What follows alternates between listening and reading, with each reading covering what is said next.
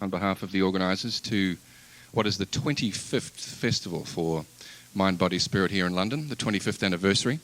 To commemorate the event, this silver embossed program is available at a nominal cost, you'll be pleased to know. It's just £2 for the commemorative 25th anniversary souvenir program. I've been coming for 10 years, and for most of that time, actually, it's been my pleasure to introduce our guests from the United States, Richard and Tara Sutphen. They're lucky enough to live in Malibu, California. Beautiful beach resort. Dick and Tara are certainly among the world's leading past life regression experts. They've been giving very well attended and appreciated workshops at this festival for years. They're also possibly two of the most pleasant people we've ever had the pleasure of dealing with. So it's great to see them back here again this year. They're the author of a number of books. Unfortunately, the books aren't here this year, but I see the CDs are on the table over there. You'll have a chance to peruse those during a break, and there will be a break, incidentally. This is a 4.5-hour session. Dick tells me he'll be taking a break of about 20 to 25 minutes duration, somewhere in the middle. So if you need a comfort stop, you can do that. There is cold filtered water at the rear of the room, and if you drink enough of that, you'll need the toilets. The ladies is upstairs on the 2nd floor, and the men's is one further up on the 3rd floor.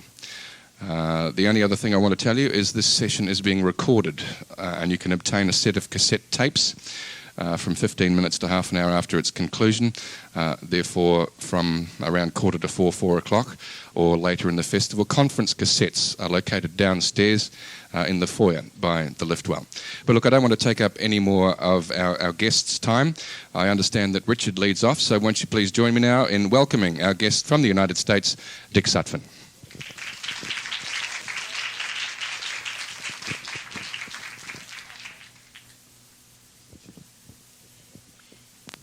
Thank you, Richard. He usually says, "Welcome, Dick and Tara Sutphen." And I have to come up here and say, "I'm Dick and Tara Sutphen." So, anyway, thank you very much for coming. It's good to be back in London. I appreciate the warm weather, although you're ready for Alaska.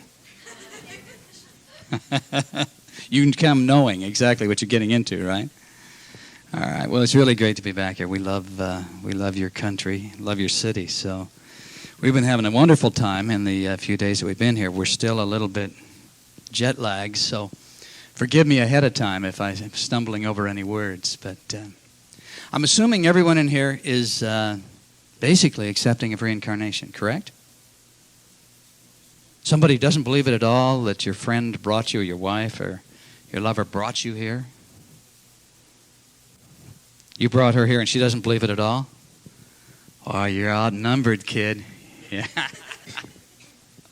All right, we'll have to prove it to you, huh? Okay. It used to be that I'd ask people if they believed in reincarnation when we started out, and just about every hand would go up, and I'd ask them if they are still thought of as being weird for believing in reincarnation, and just about every hand would go up.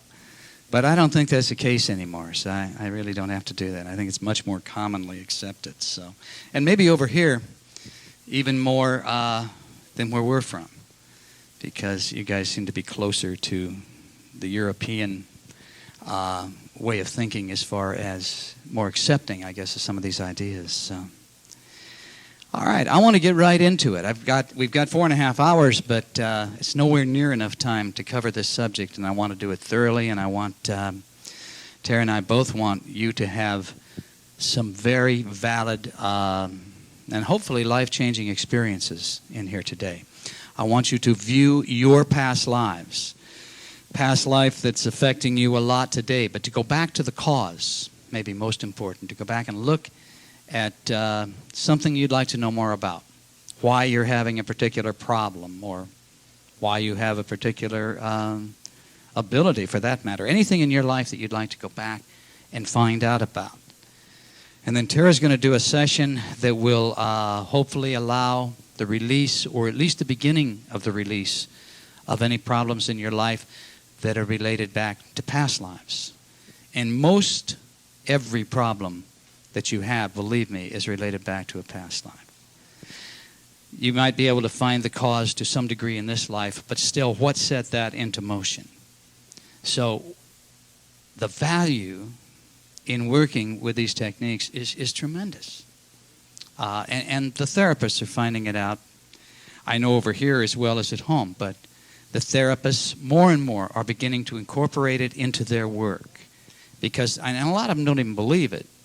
They've never looked into it, they were never drawn to it, but they see the value in it.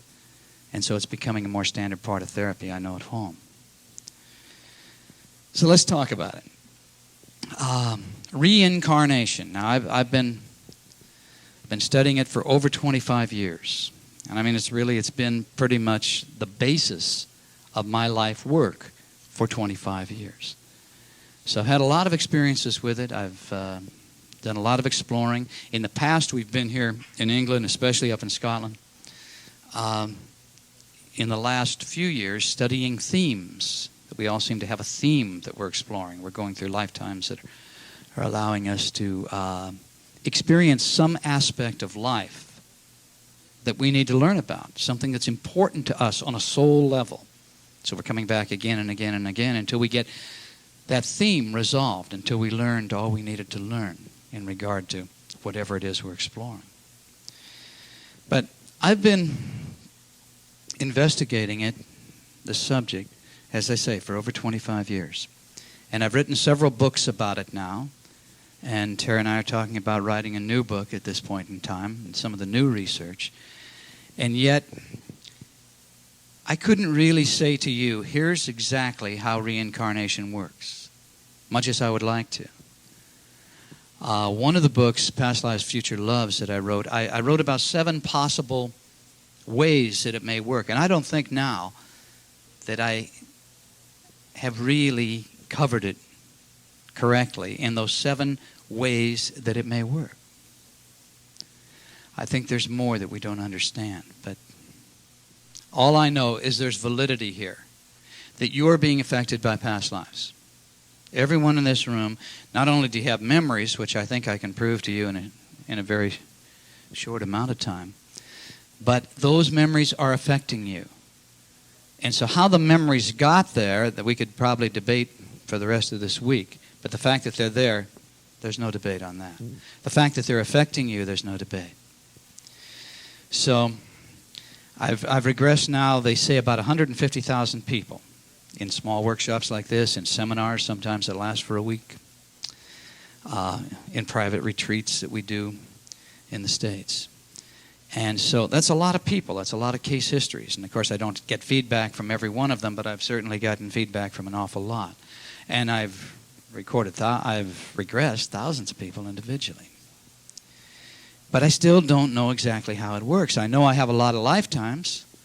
I know I have vivid memories of a lifetime in Mexico, and seems to be affecting this life a great deal. I have memories of a life in England, a life in Scotland, the American West. I have lots and lots of memories that I've investigated over the years. And I know that all of those memories, those lives that I've been able to tap into, investigate, they're all affecting me in some way. And this is not unusual, because I'm sure that everyone in this room, you have many lifetimes that are affecting you.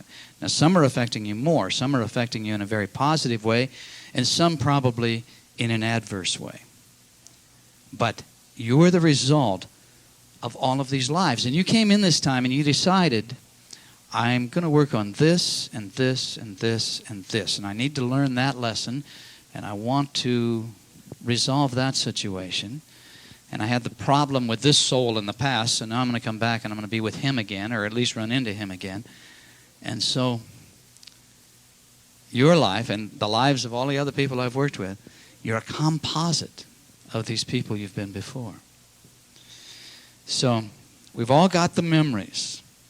And to complicate it even a little bit more, when I say past life, I don't necessarily even mean past, because my research indicates that parallel lives are also valid.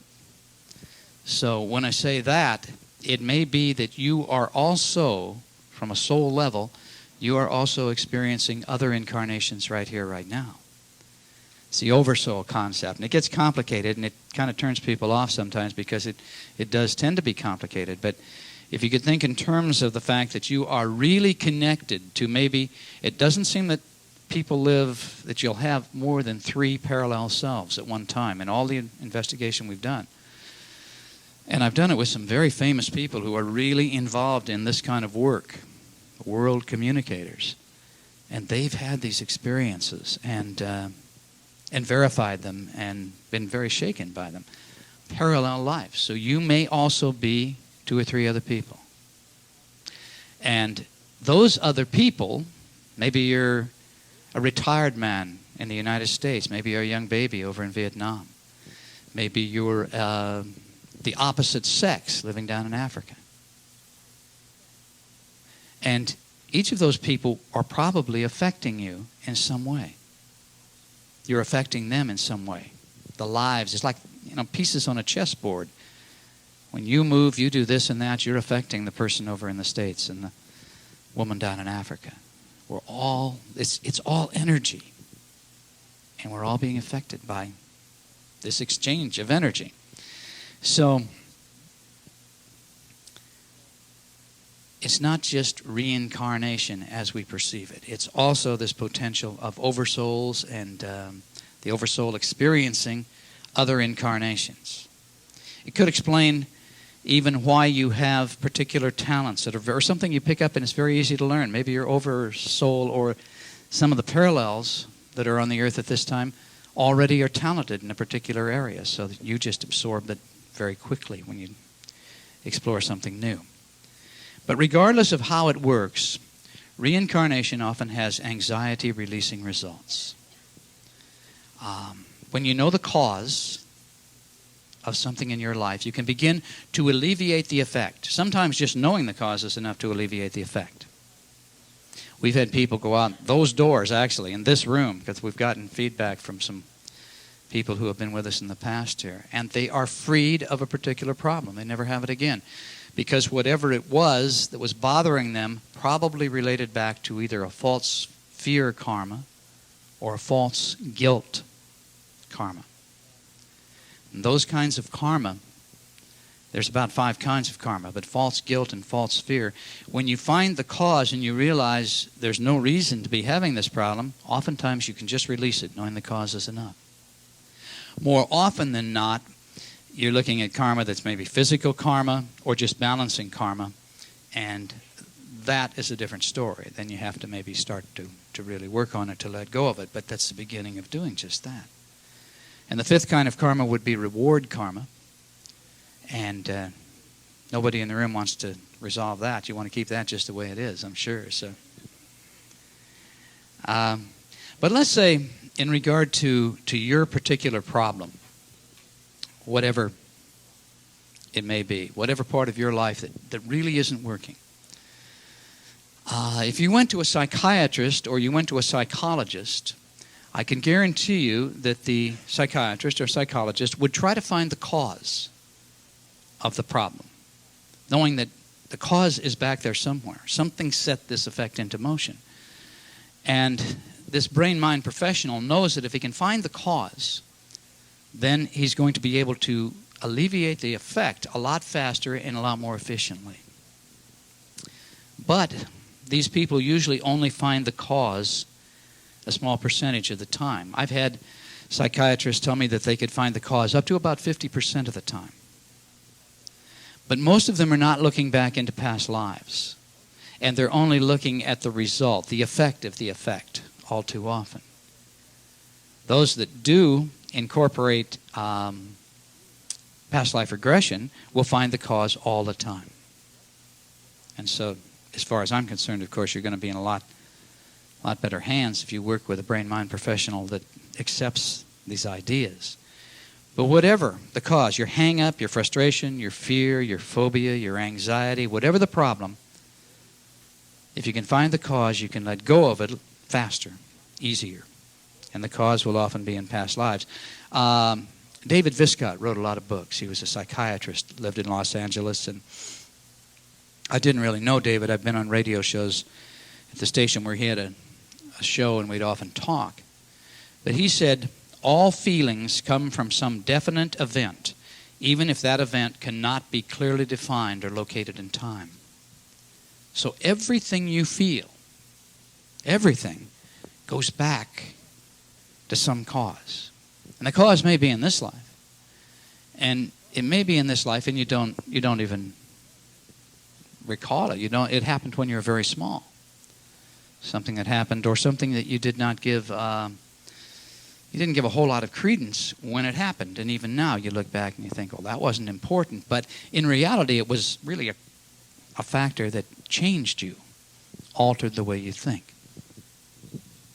Just the kids that you worked with or you went to school with, they helped to form who you are now. Your parents, the church, politics, your childhood experiences, they all help to form the person that's sitting here today. So a lot of the cause is from this life, but still something set that into motion, whatever it was. And that's probably coming from the past. Let me give you some very quick examples to give you an idea of how it works. These are examples I usually use when I'm doing this this kind of a seminar. I can communicate them very quickly, and they're either my case histories or they're case histories of close friends. And they're all very real. And here's an example of the past affecting the present. A man is a workaholic today. Now, he's a workaholic to the degree that he's just literally working night and day. And he loves his family, and he loves his kids, but he can't stop to enjoy anything because he has to keep working and working and working. And it was getting to the point where the marriage was in trouble. And the wife says, you have got to change or this is going to come to an end. And so he turned, not necessarily believing in past life regression, but giving up on trying to find other answers. And in hypnosis, in looking for the why, are you a workaholic, he saw himself at a time of famine here in Europe, and he was burying his child because the child had starved to death. Now, as a parent, that would have to be just about the worst experience you could possibly have, that you had not been able to provide for your child and the child is starved. So can you imagine the pain this created in here on a soul level? So now he comes back in this life. The man lived in Scottsdale, Arizona, which is one of the more affluent cities in America. And this is a false fear. There's not many people starved to death, believe me, in Scottsdale, Arizona. And yet he's literally working night and day, because deep down in here, he doesn't ever want to have to experience that horrible pain again. So he's subconsciously working to avoid that. And it's the memories that are in here that have programmed him to do it. So in seeing the cause and it being a false fear, he's able to much more easily let go of it and walk away from the need to be a workaholic. Okay. I had another, in one of our Bushido trainings, I had a woman who had divorced her husband. He was a very abusive man, and she needed to divorce him. And yet she could not let go of him.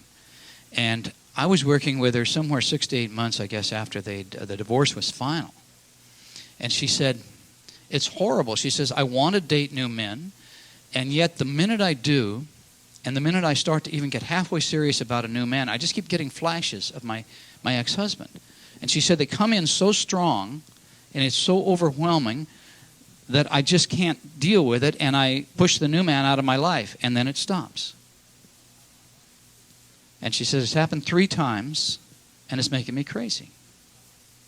And so we went back to look at the cause, and she went back to a time when her husband was a very powerful man.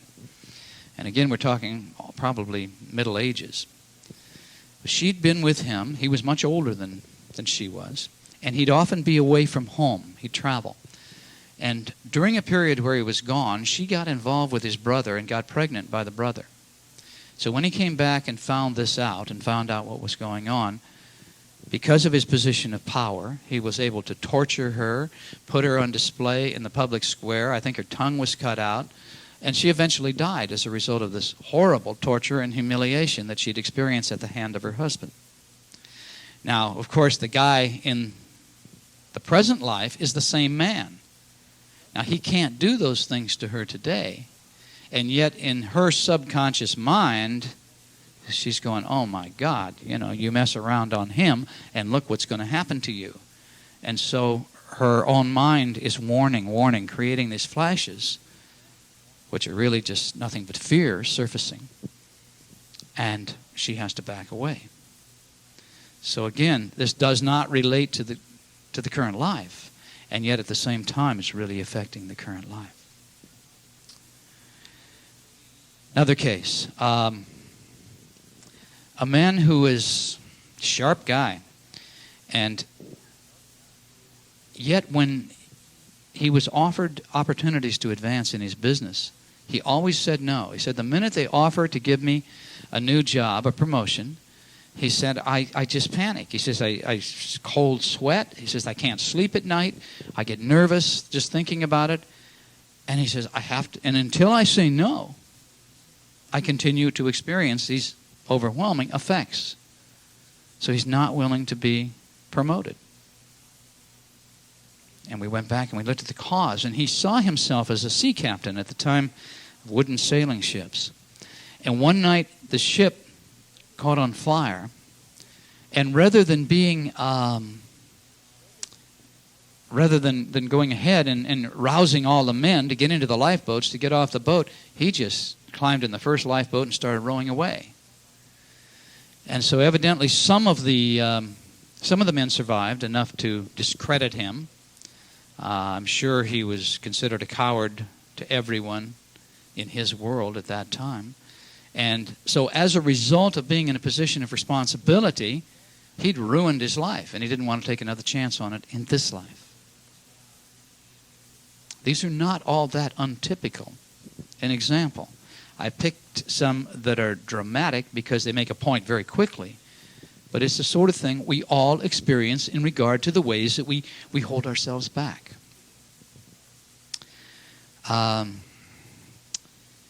A woman, again back in Scottsdale, this is a woman that had an aversion to perfume. And the aversion to perfume was so strong, the allergic reaction to the perfume was so strong, that if she were going to go to the doctor, she would call ahead and she would ask the main nurse in the doctor's office to please ask the other nurses and her not to wear perfume on the day she came in, because she was having this severe reaction to the perfume. Well, there was really no reason that she should have this, because she'd gone to all the regular doctors, the allergy doctors and so on, and they could find no reason for it. And yet in a past life, she saw herself as an Eskimo woman coming out of a trading post. And as she reached the edge of the trading post, a man grabbed her, put his hand over her face, and he drugged her behind the trading post and beat her and raped her. And maybe worse, I don't know. But on, the men there would work with the seals, would work with the whale, and their hands would have the ambergris, the oil, which is the basis of all perfume. And so that smell, she is still identifying with a rape and a beating, or maybe she died as a result, I don't recall. But she is identifying today perfume with that horrible event in a past life, and so she has this allergic reaction. And anytime you have an allergic reaction, it's going back to something. So, again, it's cause and effect. Cause and effect. People who have, there's a lot of patterns when we're doing past life therapy, and basically what I'm talking about here in trying to resolve somebody's problems, we're talking about past life therapy, exploring a situation to resolve the problem. If someone has a physical problem combined with depression or any form of emotional disturbance, most past life therapists will know to go back and to explore until we find a situation where there's guilt involved in the past. As an example, this is Edie Fiore's case. Edie's a good friend. Some of you may have read her books. But Edie told me about this one right after it happened, and we discussed it in great detail. But a woman came to her, and I believe the woman was 40 years of age, and she said she had horrible headaches, severe migraine type of headaches, and she'd had them since she was 7 years of age.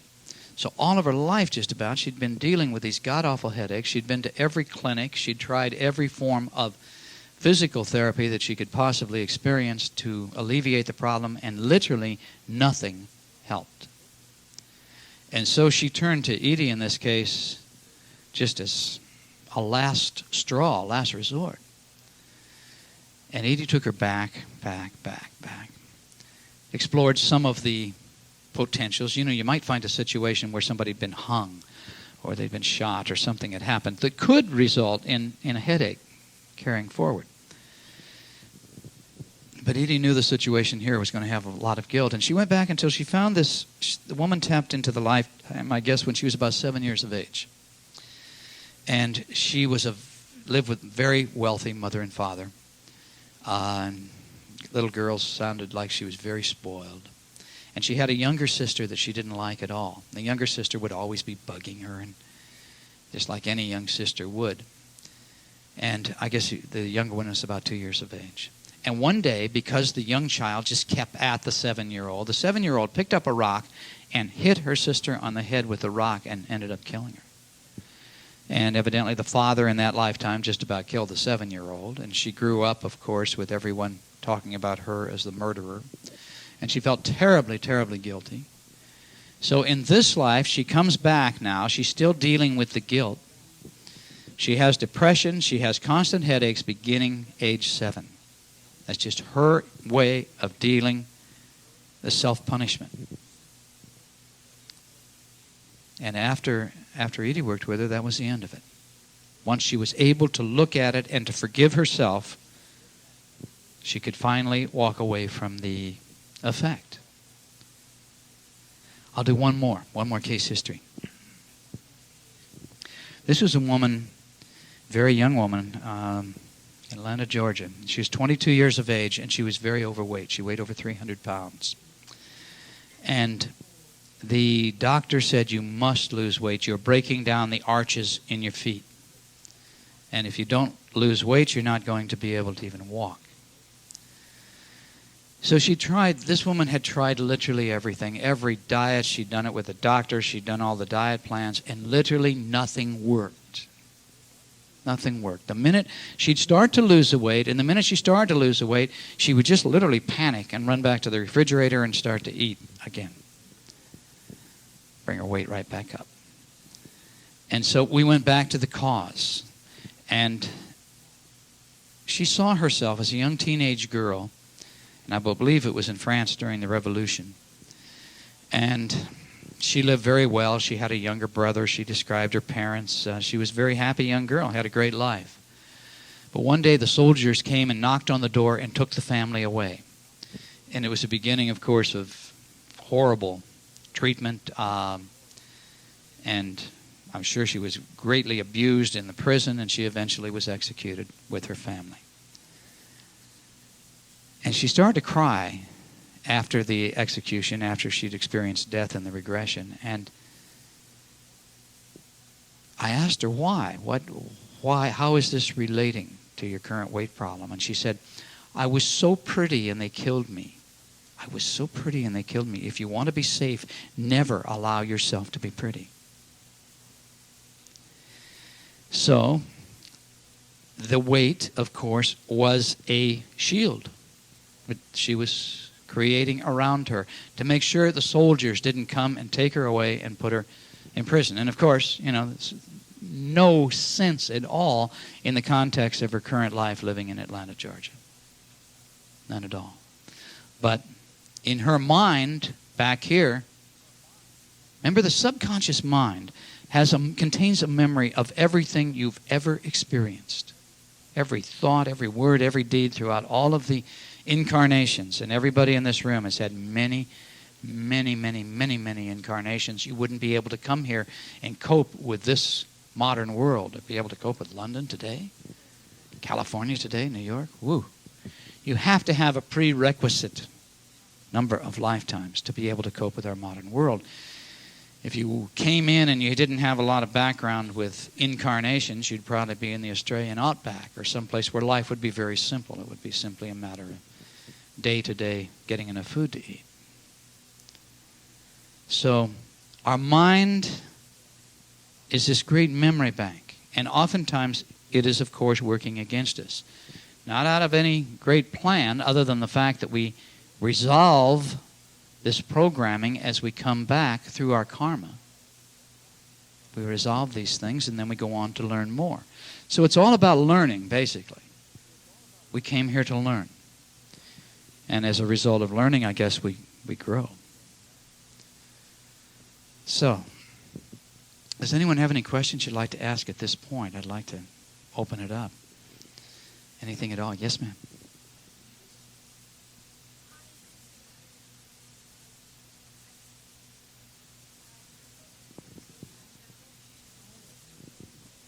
Right.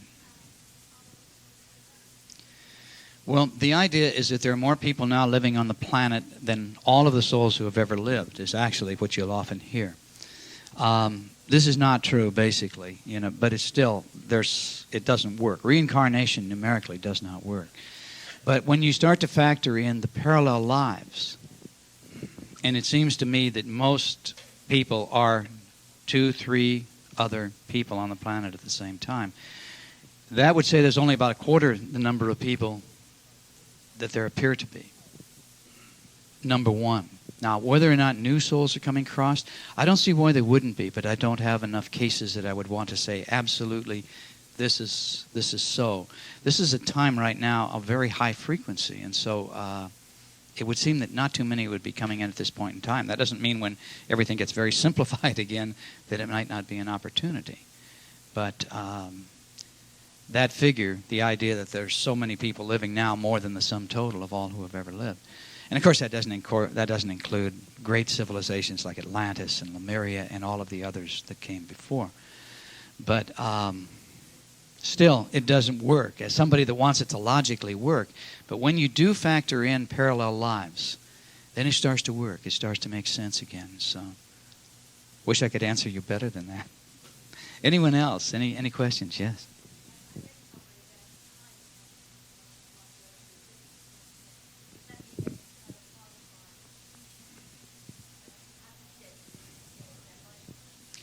Well, I could argue for that probably for an hour, but I could argue against it probably for an hour as well. Yeah, time certainly doesn't relate beyond the plane we find ourselves on right now. But to me, this is just an experiment. We're here to play, and we've all come here knowing exactly what we were going to do, that we came here for a reason, to grow. It's not real. This appears real, appears solid. We pinch, and it hurts. But it's not. The physicists can tell us this will break down to atoms upon atoms, and it gets down to the point where it's really just molecules that are swirling right here. It's not really solid. The physicists are proving that our world is not a solid world. None of this is really solid. It is now, this is vibrating at the rate of whatever it is, plaster, metal. But the physicists can prove that it's really will break down into swirling molecules. In other words, energy. Energy is non-physical in nature. So, all the mystics have always said we live in a world of illusion. It's kind of hard for people to basically accept. But now, the scientists, and I mean the cutting edge, the very top scientists out there, are saying that our world appears more like a thought form than anything else. A thought form, which of course would be perfectly in keeping with the mystics as far as I'm concerned. Einstein and all of his cronies and most modern-day physicists today feel that there are, it's like we're at 98.3 on the radio dial. You go up to 98.7, there's another maybe reality. It's vibrating at that rate, and you go on up to 100.2, boom, another reality. So these are what the leading scientists feel. So here we are in a thought form of our own acceptance, let's say. Or maybe we all created it, and so here we are. So when I say I don't know really what reincarnation is all about, I have to factor in all these ideas. This feels real to us. It certainly feels real. It is real. And yet scientifically we can look at it and it isn't. So what does that really come down to? What does that really mean as far as how we're playing this game? I can live with it. I look at everything very much from a Zen perspective, but I just see it as a schoolhouse that we've created and we've come here to learn in.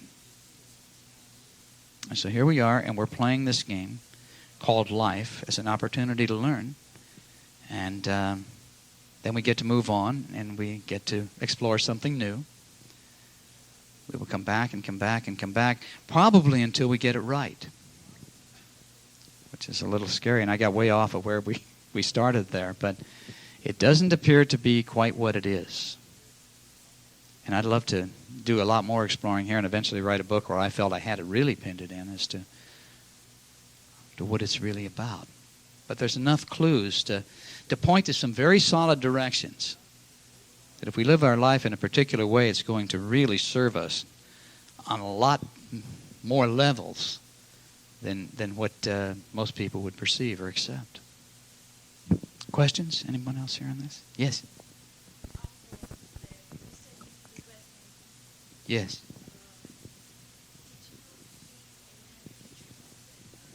Well, I've sent people into the future life. I'm very careful about it because I don't want something to become a self-fulfilling prophecy. You know, somebody sees something in the future and then they create it as a result.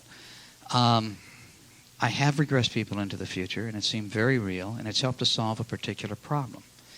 One of the ways to look at that, one that I used in one of my books, was if you look at each in regard to the future lives, past lives, if you look at each of your lifetimes as a chess game, but on each chess game, you're only one player. You're the pawn or the king or the knight. And each lifetime is a glass game board. And now they're all stacked up, one on top of the other. You know, you've got them divided, so there's just this much room between them. When you look down from above through all of those levels of the chessboard, it looks like one game. You're one player on each lifetime. So when you move one player, maybe the person in the future is being moved, and they're affecting the person down there in 1432. That's one way to look at it that I can deal with, at least because there's a degree of logic to it that kind of works for me. So what we are doing could be affecting us on far, far more levels. And if you want to take this argument, the time doesn't exist. And it's a hard one to resist. I've been in it with scientific people, and they can really argue that it doesn't exist. And yet we seem to be playing the game in lineal time. There's a radio station in Los Angeles, KABC, and I used to do the show a lot with it was a midnight show on Saturday night, and it was just about metaphysical, wild ideas. And so I agreed at one point to conduct in my seminars, because the disc jockey, the host of the show, rather, he didn't believe that time existed. And I said, well, why don't I do this? Why don't I, because I was doing a lot of seminars at the time, and there'd be 100, 200 people in most of them. I said, why don't I project everyone forward to, I think it was about 2007. And I did this probably 15, 18 years ago. And we'll see what we get. And so I did. Several seminars. I probably did them in 10 different cities, and I had people fill out a form as to what they saw when they projected forward to 2007, say. And what I got back was 3 distinctively different worlds. Very different worlds. I mean, in one this was happening, and one this was happening. And it was the people who all saw this world were all basically really in tight agreement. So that would say to me, maybe as a result of the way we're living our lives, or maybe it's even down to the way we are thinking, what we are believing, we are creating the next world that we're going off into. So if you're really convinced that Armageddon is coming, and it's going to be hell to pay, and it's going to be a god-awful situation, that might quite literally be what you're going towards. And as a result of your thought, when you slide it into frequencies here, boom, you're going into that frequency, because that's what you evidently, as a result of your beliefs, you seem to need to experience. Now, we're getting way off into some weird stuff here, but it may very well be so, certainly arguable. Let me do one more question before I move on. Parallel lives? Mm-hmm. Right. At the same time. And that's real hard to accept. So maybe it's easier just to think in terms that you're really connected, soul connected to 2 or 3 other people. I first wrote about this in, I believe it was 1977, in a book called Past Lives, Future Loves. And then that came out in April.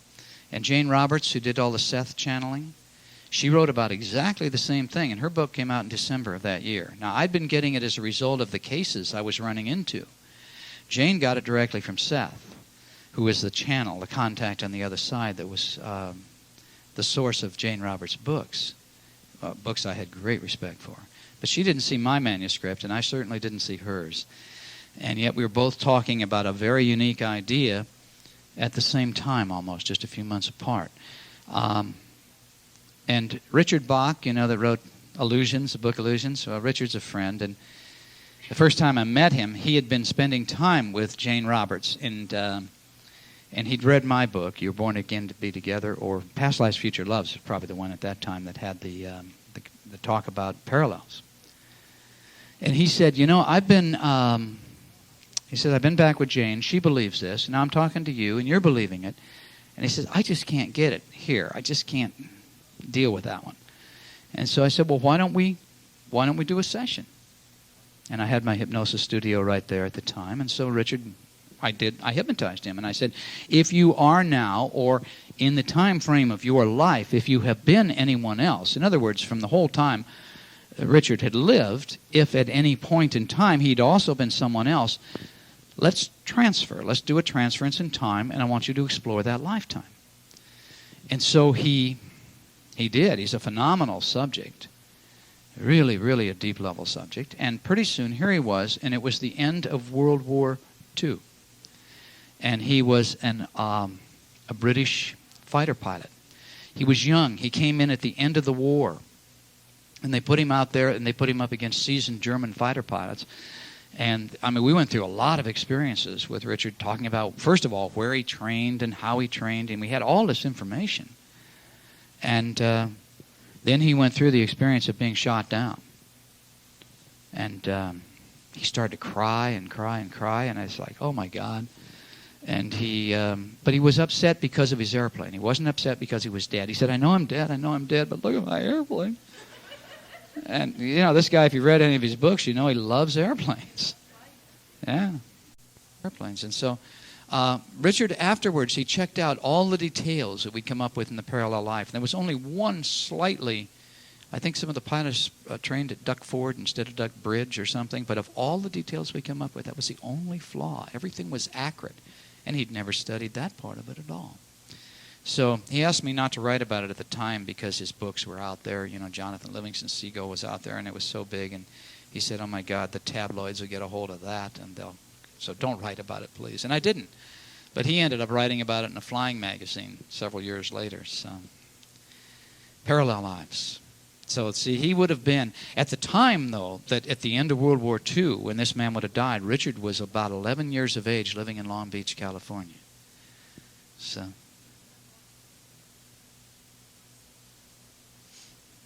well, that's the standard thinking, but I don't think it's so. It doesn't work numerically, as we were just discussing. It just doesn't seem to work quite that way. I think it's a lot more, and I don't know that we have it. When I say I wrote about 7 different ways, I don't know that that's enough. I don't know that maybe we have the ability to even understand quite how it works. And maybe it is still one soul, but there's a serious connection over here. And, of course, look at that man was a flyer. He loved flying. Richard Bach today, he just literally still lives for flying. So here's this great interest that's tracking through. Now, maybe he was also be tied into another parallel, and there was no interest at all in flying. You know, I don't know. I didn't get to explore that. But I know my own parallels, one of which I won't go into it because it's very, very lengthy, but I have like proven it, as far as I'm concerned, 1,000 times. So many ways, other people hypnotizing me and cross-examining me, and then I look at my life, and my parallel is so influencing my life today, it's just absolutely uncanny. I mean, it's almost, in many ways, it's like where he died. And again, I was a young boy in the Midwest, and he was living in California at the time when he died. But it's like I'm an extension of him. So why do I have his memories? Certainly not my past life. But I have this guy. His name is Ed Morell. You can find him in California history. You won't really, if you really want to do a lot of research, you won't find him in the main books. But he's certainly part of California history because he He did some things that made himself a little bit notorious. But why do I have this man's memories? I have absolutely no doubt that I have them. And nor do the people who worked with me, the other hypnotists and all. So, be a parallel life as best I could describe it. Let's do a session. What I want to do, and this is just to warm you up. So, what I'm going to do is I'm going to have you. I want to do a little bit of exercise. And I also want you to make up a past life regression. Now, this is not going to be a real past life regression. This is just to show you how easy it is if you will trust yourselves. So I'm going to put on a sound in the background, and this sound, we call it the zapper. I don't think it's probably been exposed over here at all, but at home it's really taken off like a rocket ship. And I channeled the sound. I don't know where it came from. I just thank whoever it was over on the other side who had me start hearing it in my mind before we created it. But it's a theta waves, a mixture of theta waves and a delta pulse. And what it does is it will just alter your consciousness almost immediately as you listen to it. So what I'm going to do is I'm going to have you close your eyes. I'm going to put on this sound, and then I'm going to relax your body just a little bit. I'm just going to ask you to allow your feet to relax and your hands to relax and so on. And I'll move through your body. So play the part. You guys are ready to go. Yeah. Play the part. Feel your body relaxing as I ask you to do so, okay? And then just participate in the exercises. And we're going to make up a past life regression. So there's no pressure. And there's nobody in here that can't make it up, right? I mean, if I say, let's choose a year in the past. Let's do it right away. Let's just start right here. Going to choose a year. Now, take a first number of a year in the past you're going to pick up. First number. Okay. Pick up another number. Second. Third. Okay, maybe there's a fourth number. You see, everybody can allow numbers to just jump into their mind, and that's what I want you to do here. And if the numbers don't jump in, then you just say, okay, 7, I choose 7, I choose 2. And I'll ask you some other things, just this way or that way. And you just choose, because it's only an exercise to see how easy it can be. And then I'll explain more about it in a little while. So let's do it. We're going to bring the lights down. I'd like you to put your feet flat on the floor. Weight tends to exaggerate in an altered state of consciousness, so put your feet flat on the floor, and I'd like you to close your eyes, if you will. And begin to breathe deeply and relax completely.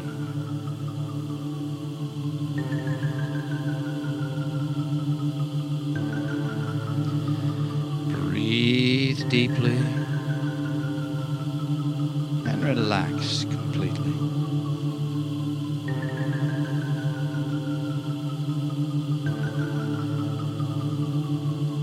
So relaxed and so at ease. Slow down your thoughts.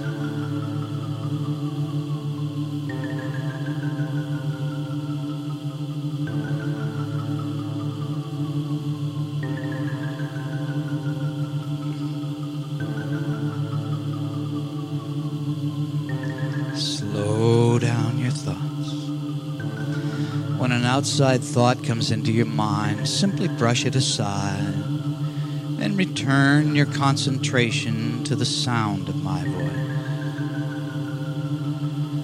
And relaxing your body. Allowing the quietness of spirit to come in.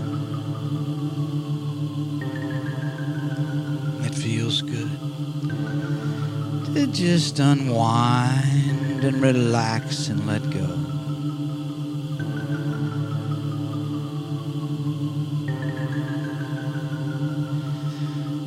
So relaxed and so at ease. So relaxed and so at ease.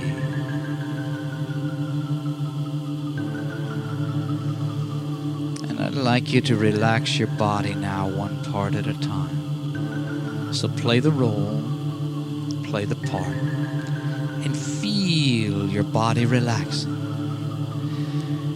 Relaxing sensations are now coming into the toes of both of your feet at the same time. Feel it move right on down into the ball, into your arches, into your heels, and right on up to your ankles. Completely relaxed, completely relaxed. And now feel the relaxing sensations move on up your legs to your knees. Relaxing all the muscles as it goes. And on up your legs now to your thighs and to your hips. Permeating every cell and every atom. And you're relaxing completely. Relaxing completely now. And the relaxing sensations now move on down into the fingers of both of your hands. Relaxing your hands. Feel your hands relaxing. And feel the relaxing sensations move on up into your forearms. And on up into your upper arms. Just completely relaxing your fingers and hands and forearms and upper arms. And the relaxing power now moves on down into the base of your spine. Feel, just imagine a warmth in the base of your spine. And now imagine it moving slowly up your spine, up your spine, up your spine, and into the back of your neck and shoulder muscles. And the back of your neck and shoulder muscles are now loose and limp, loose and limp. Just completely relaxed. And the relaxing sensations now move on up the back of your neck and into your scalp. And you're relaxing your scalp now. And they drain down into your facial muscle, relaxing your facial muscle. Now your jaw's relaxed. Allow a little space between your teeth. And your throat is relaxed. And your entire body is now relaxed all over in every way. And all tension is gone from your body and mind. And you're relaxed and at ease. And you can awaken on your own at any time by counting up from 1 to 5. But now, let's practice perceiving impressions through the blackness of your closed eyes. And let's begin by having you vividly imagine walking up to the front door of your house or apartment. Now make it real. Imagine this. Visualize this. Notice everything around the entrance to your home. The door, anything surrounding now, and then see yourself inserting your key, opening the door, stepping inside. Now notice everything. And go ahead, go on into your living room, the primary room, and imagine yourself sitting down in your favorite place. All right, now feel the sensation. Visualize it. You're sitting down. You're looking around. You're noticing all the objects that you're so familiar with.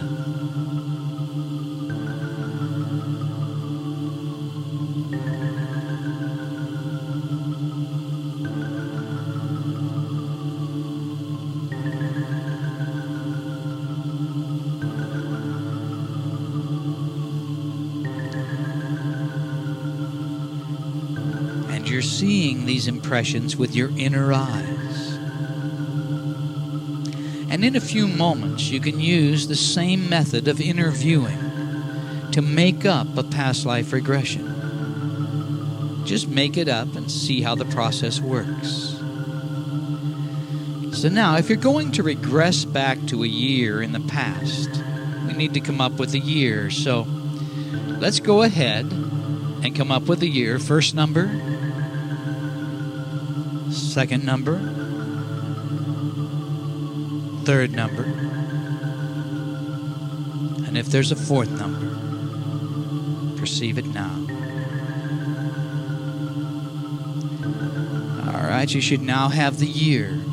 Now let's decide upon a country or a civilization or a geographical area to regress back to. So again, just go ahead and choose whatever comes into your mind. Where is this lifetime going to take place? The country or the civilization or the geographical location?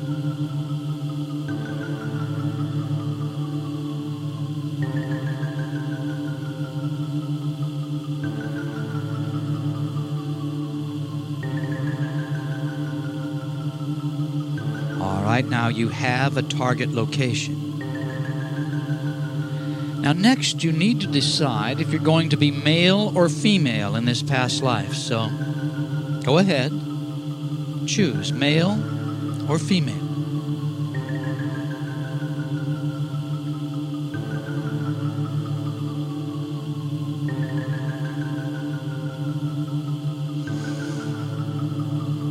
All right.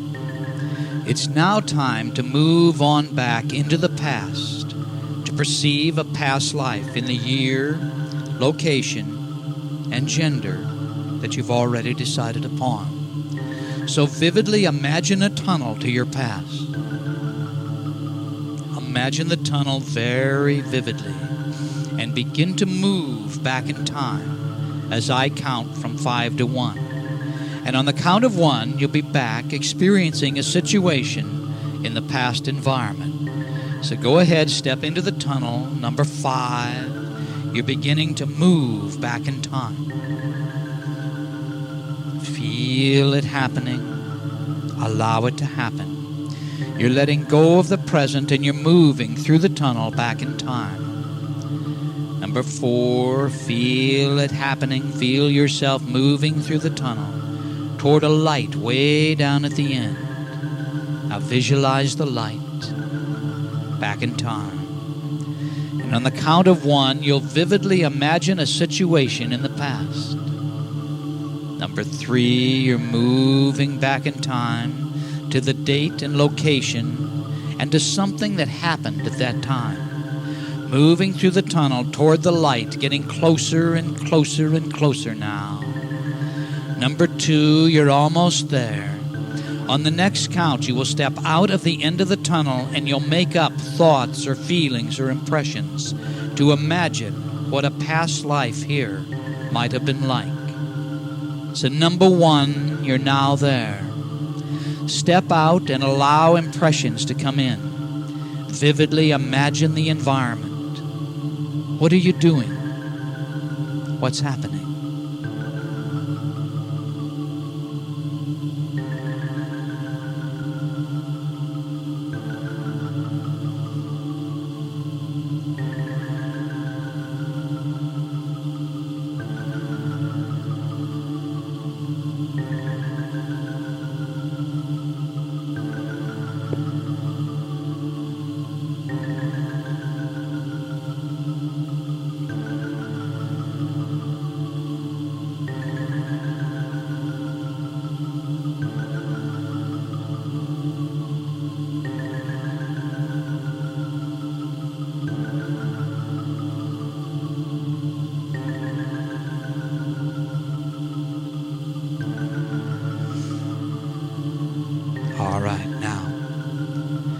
Let's let go of this and let's move on to another situation. This time, let's explore what you do to make a living or the primary way that you spend your time in this past life you're now imagining. So on the count of 3, vivid impressions, thoughts, or feelings will begin to form about what you do with your time. Number 1, number 2, and number 3.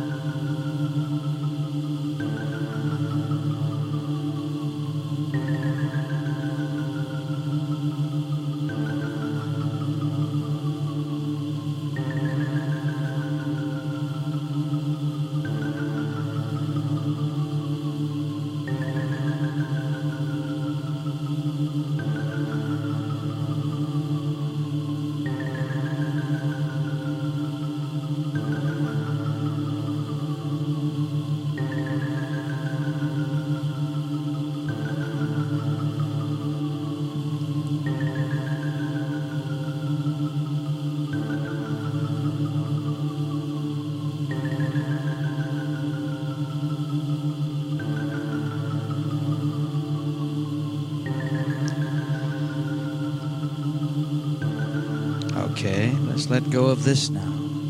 And it's time to move on, but remember everything that you're perceiving now.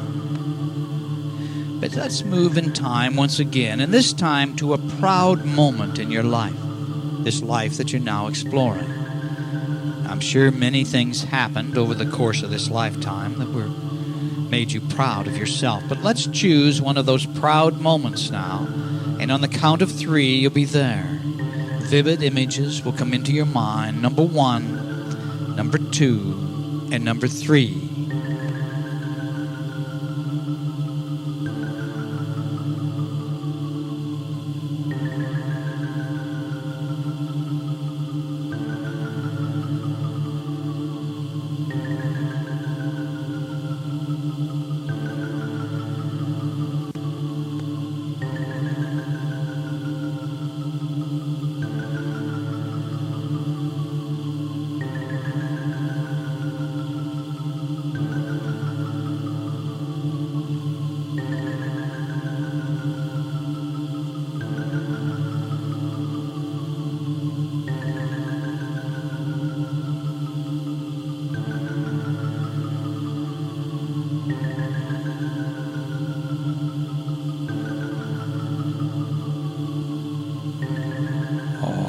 Let's let go of this now. And again, remember everything that you're perceiving. But now let's come on back to the present. Now you're simply going to come back into the present. You'll remain with your eyes closed, breathing deeply, relaxed and at ease. But on the count of 3, you'll be back in the present. Number 1, letting go of the past life, but remembering. Number 2, coming on back. And number 3, now relaxed and at ease. And you see how easy it can be to explore the past life. Now, you very well have made it all up. But you may not have made it all up. Why did these things come into your mind? Why this time period? Why this location? In past life regression, people always feel that they've made it up.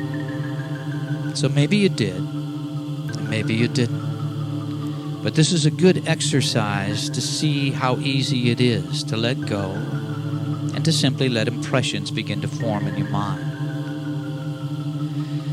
And so now you're back in the present, and on the count of 5, you're going to open your eyes and be wide awake, fully alert, thinking and acting with calm self-assurance, and feeling glad to be alive.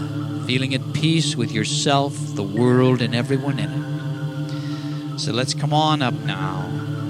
Coming on up. Number 1, I want you to feel the lifeblood returning to your arms and legs, to your body and mind. Number 2, you're coming on up a little more, and at peace with all life. Number 3, continuing to come on up now. Feel an internal balance and harmony. Number 4, recall the situation in the room. And number 5, wide awake, wide awake. Open your eyes and feel good. Number 5, wide awake.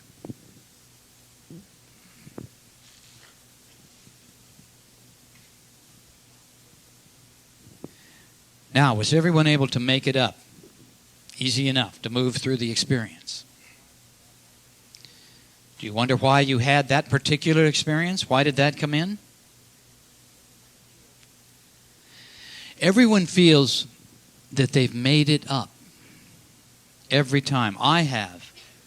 God, even on those Ed Morrell cases where I was working with, I think, the top hypnotist in the world, I thought, sure, I'd made it all up, and then we went ahead and we proved everything that I'd talked about.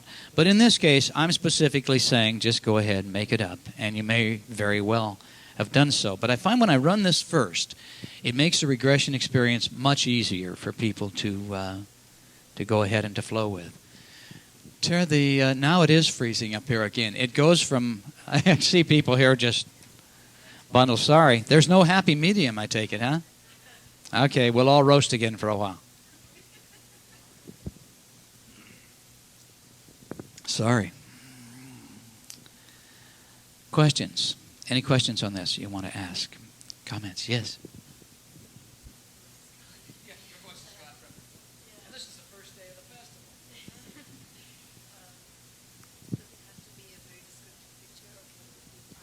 It can be flashes. Very often it's flashes. Sometimes people don't see anything at all. I've had a couple of the best subjects I've ever worked with. They don't really claim to see a thing. They say, I just know. There's just an inner knowing that that's it. I have people who hear voice sometimes as if somebody were talking in their ear. They're not, but it's just that little inner voice that we all have when we're just chatting away to ourselves in our minds. A feeling. Once in a while, I have somebody even feels like they're reading it, like it's going by, watching a newscast out on the... Yeah, and the pictures or slides, I often call them slides, are a very common way of perceiving.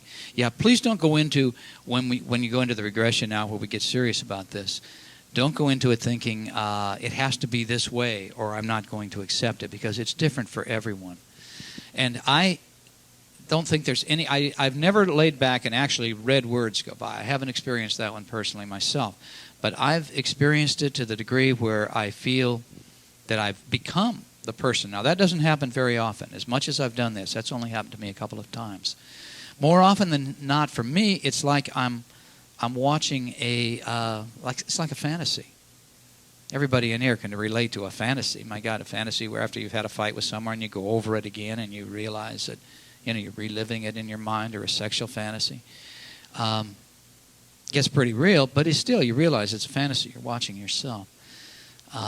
I've certainly had it where I haven't seen any visual impressions at all, where it's the strong feeling, or sometimes even a fear, an emotional thing. It may have a lot to do with how you relate to the world. If you're auditory primarily or kinesthetic, or if you're the visual. I tend to be visual in most things in my life, but I have experienced this all ways. So be open to that when we actually do the session now. Yeah.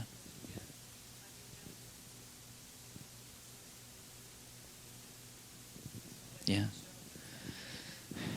No, there's no for sure. She's asking, I knew it was my husband, but how do I know for sure? And you don't. If you feel it, that's it. I mean, that's it. And you did more than exercise then, probably, if it got real to that point where you were starting to identify with somebody else in the session.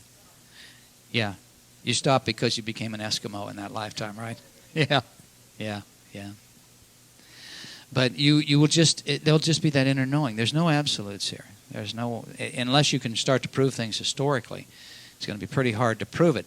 But when you look at, maybe it explains the relationship you share, or maybe the lifetime explains your feelings about things, then it really becomes more, and you find the details, like the Ed Morrell, the parallel life situation. I've got over our mantle at home, over the fireplace, I have a rifle. It's a unique Winchester repeating rifle, 25-35 caliber.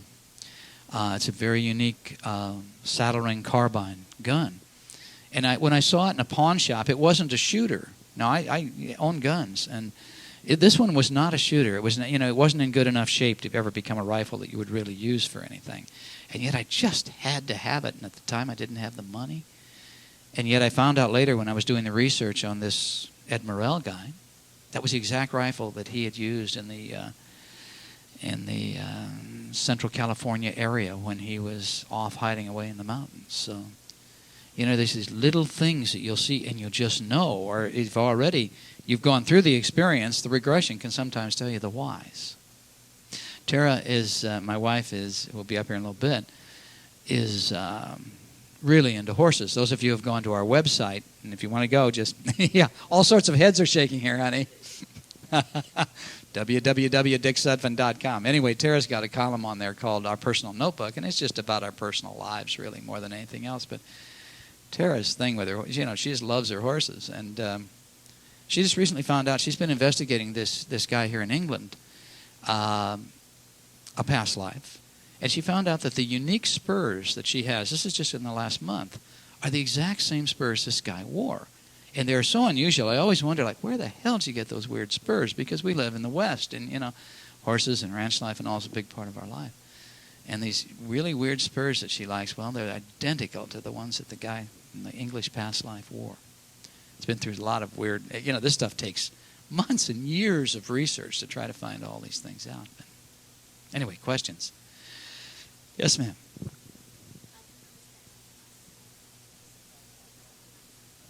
Oh, just for the past life. Like, say you're going to go back to 1312. You'd think up 1, 3, 1, 2, let's say. You know, because if those were the numbers that jumped into your mind, then obviously you know, 1312 would have been important to you, see. So I'm just trying to get you to go to that year, that target date, so that you have a place to go back to. And oftentimes when I have people do it just by number like that, they don't have time to even think about it. The number jumps into their mind, and it's a number that has meaning, and then it's a target in the past, in the memory banks to go back to. And the same with the location. And I don't want to just say country, because a lot of countries that existed in the past don't exist today. I mean, the location's there. So I'll say country, location, geographical area, civilization even sometimes is enough. So that you can go back and get back to that area in your memory bank that will help you to find out the whys. Any other questions very quickly before we do this? Yes, ma'am.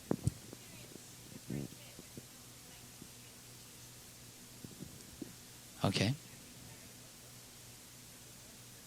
Yeah, well, the dates are the hardest thing. If you ever read much about reincarnation, you know everything may be accurate except the date, and it doesn't seem to. But often you may have chose the date, and then your subconscious mind went, whoa, I got a chance to explore this, and you went over here. Oftentimes on the first past life regression, it's funny, the subconscious mind, what we know about the subconscious mind, basically, from a medical, technical standpoint, is that it doesn't really think. It's a memory bank, and yet it does seem to think to the degree that survival is the driving force. And so oftentimes it thinks, you know, when it comes to this sort of thing, it thinks, well, I've survived just fine. We're always looking to the past for what's okay to do today, even if you don't realize it. Maybe somebody says, let's go boating next weekend. And you think, oh, boating, okay. And then you start thinking about it a little bit more, and you start to get really nervous about it, and pretty soon you're finding an excuse not to go. And maybe you drowned in a boating accident in, 1700. So the subconscious mind's always referring back to the past as to what's okay to do today. So it wants to survive. It only wants to survive. That's its sole goal. Doesn't care if you get what you want out of life at all, as long as it gets to survive. So what happens sometimes as far as regression, it thinks, well, I've done just fine up until now without doing this. And it doesn't really want to go exploring past lives. But it seems like once we make this switch to the point where it opens, then sometimes it's too anxious. Well, you want to know about that? Well, I'll tell you about this too, and this, and remember this. And so people will get, the first time, sometimes 3, 4, 5 past lives will come roaring in on top of each other. And it seems like it's the subconscious mind just going, okay, and pouring it out. So don't be surprised if that, especially on this next session that we do, if that's what comes in. The session we're going to do now is basically, it's just a door opening session. It's a basic past life, but I want to take a past life that is important to you. It's really affecting your life right now. Now, we're not going back to the cause. We're not searching out anything in particular here, although that may happen. You may very well experience something to that degree. But the way I'm going to phrase it is I want you to go back to a lifetime that is affecting your current life, an important life to you. Chances are you have a dozen lifetimes that are affecting this life. We'll shoot to go back to one of the most important of those. So what we're doing when we do this is it's like we're removing the filters that normally are blocking access to these subconscious memories. So you need to trust. You just need to trust and let whatever comes in, comes in. It's like psychic things. Tara and I often work with people to try to help them learn how to be psychic. And one of the things that was stressed, there's no little red light that's going to go on in your mind when you're attaining psychic input. Psychics simply accept that thoughts will come in, or they'll ask for information and then it comes in. But how are they going to receive it? The same way you are. You're going to receive it as a thought, as a feeling, as a visualization, maybe a fantasy, however you're most inclined to receive. But that's the only way it can happen. So there's no little red light. It will not come in with a dramatic drum beat, believe me. It's simply going to be, oh, okay, and a memory will come up, or a feeling, or a thought. And what you have to do is get out of your own way and just kind of let it flow through. Don't resist it. Don't say, oh, well, I'll bet I'm getting that because I've always been interested in that subject. Well, of course. Why have you been interested in that subject? I have some friends two brothers who build Civil War battlefields in the exact proper, terrain and all the soldiers and so on. Well, if I regress them back to one of the most important past lives, I'd guess that they're going to go back to a Civil War lifetime. So, you very well may go back to things that relate to you today. Okay, any other questions about this now before we have a couple people run for the bathroom, so I'm going to stall for just a minute. Yes, ma'am.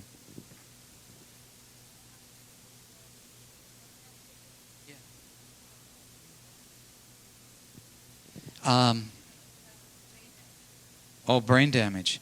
I don't know. I don't know if you could or not. I wish I had an absolute answer to that.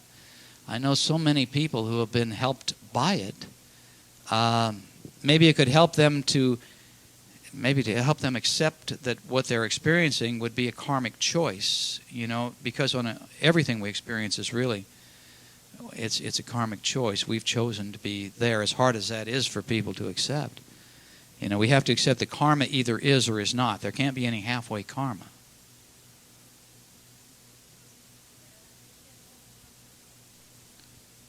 Yeah. Oh, that's so sad. You could always try it with tapes with them and find out what happened. It certainly isn't going to hurt them. I don't know the degree that they would be able to help. It's hypnosis sometimes. Some of this new brain-mind technology, that we're all, that we've been playing with a great deal. We've had all sorts of combinations of alpha waves and theta waves and delta pulsing, and we've been coming up with some really interesting things where we can just take hyperkinetic kids and just calm them all down, with a particular sound.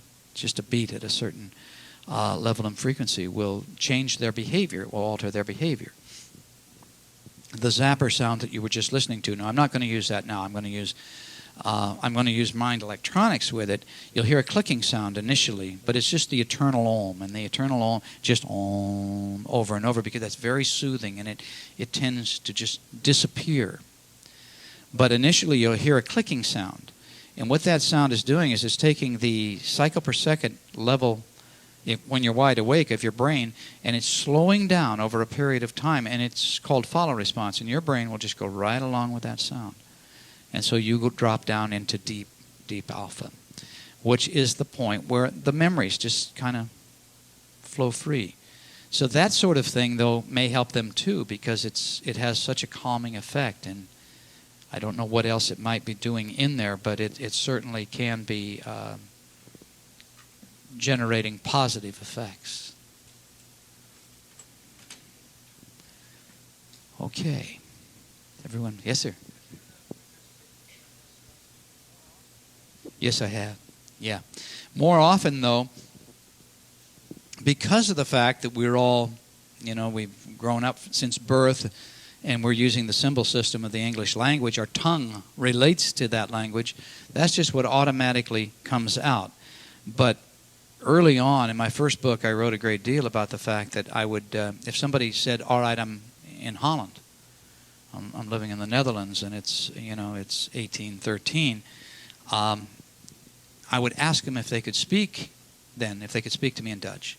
And I would record it, and then I would find somebody to authenticate it. And man, and Dutch is one of the languages we did that with, and the person that authenticated it said, oh, that is really old Dutch. You wouldn't hear that spoken much today.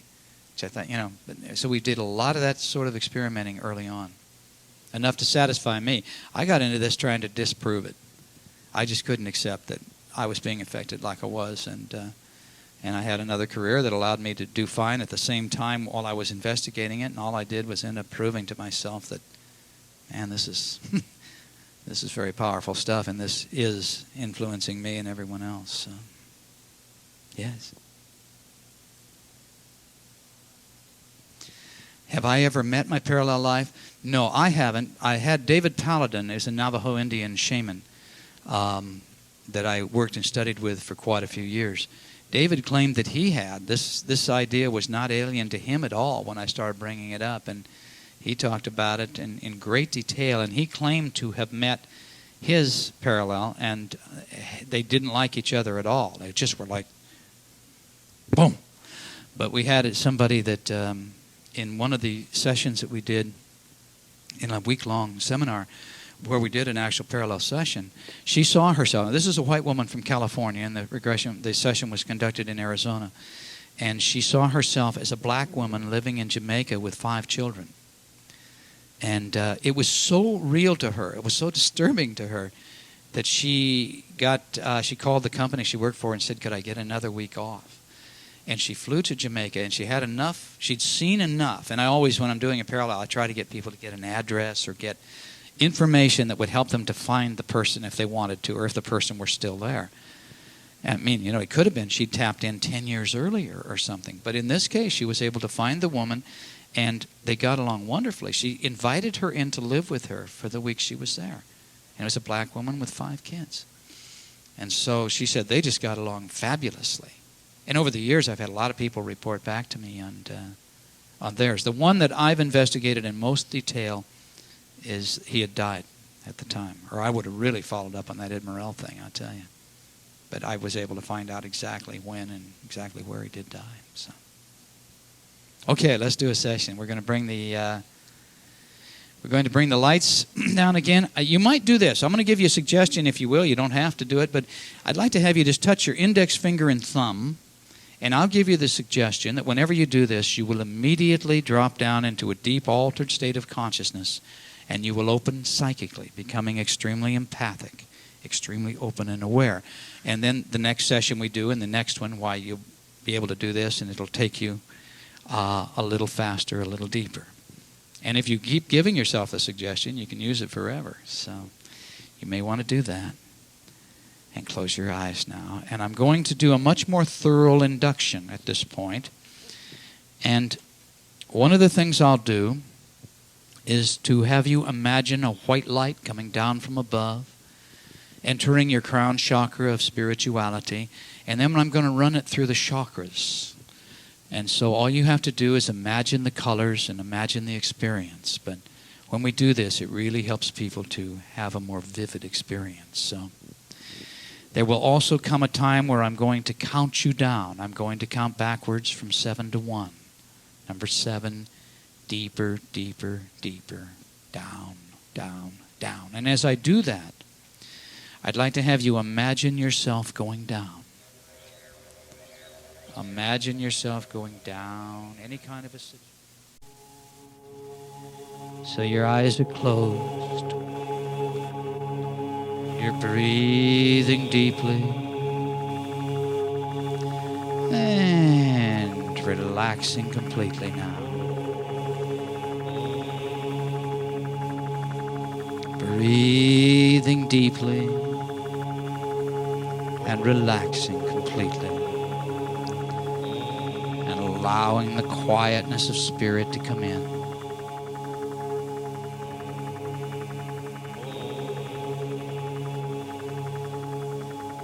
So relaxed and so at ease. And I know you're not Zen meditators who can totally blank your mind. But you do have the ability to recognize any external thoughts.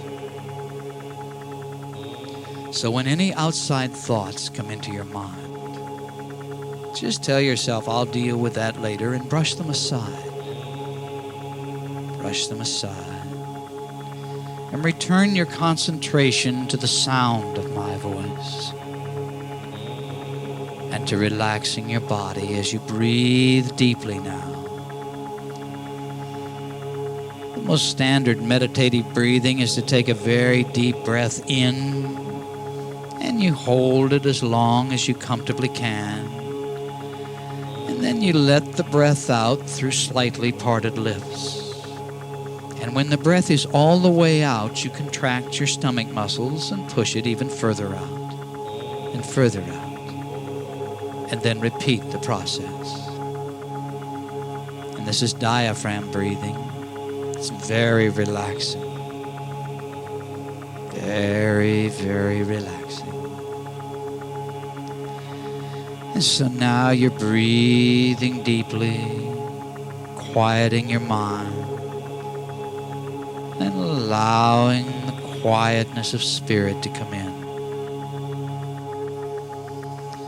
Slow down your thoughts. And it feels good to just unwind and relax and let go. Unwind and relax and let go. So relaxed and so at ease.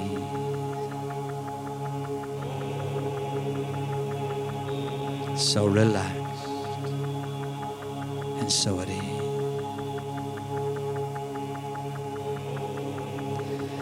And now once again, feel a relaxing power coming into the toes of both of your feet at the same time.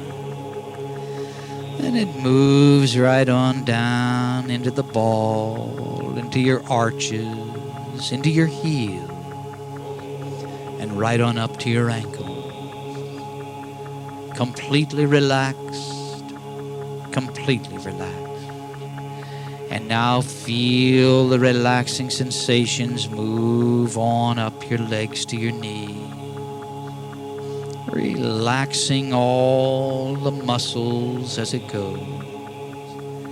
And on up your legs now to your thighs and to your hips. Permeating every cell, every atom. As you relax completely now. Relaxing completely. As the relaxing sensations move on down into the fingers of both of your hands. Relaxing your hands. And the relaxing sensations move on up into your forearms. And on up into your upper arm. Just relaxing your fingers and hands and forearms and upper arms. And the relaxing sensations now move on down into the base of your spine. Imagine a warmth in the base of your spine. And then feel this warmth begin to move now slowly up your spine. Up your spine, up your spine, and into the back of your neck and shoulder muscle. And the back of your neck and shoulder muscles are now loose and limp, loose and limp, just completely relaxed.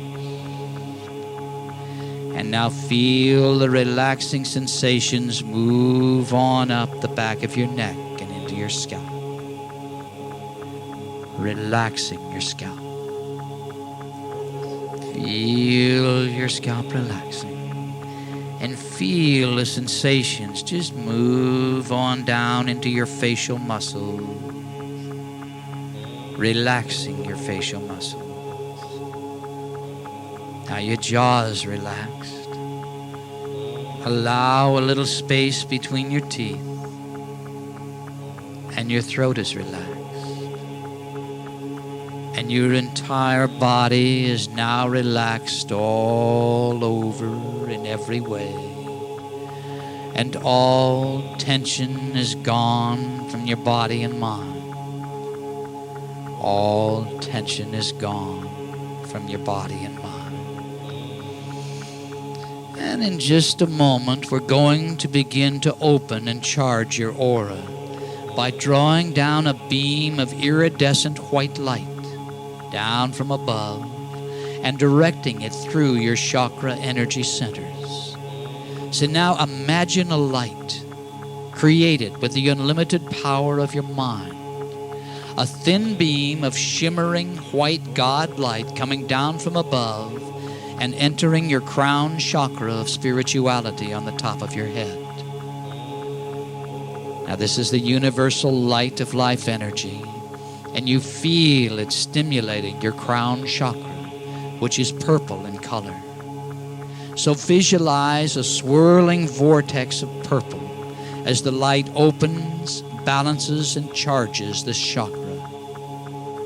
Visualize the purple opening, balancing, charging.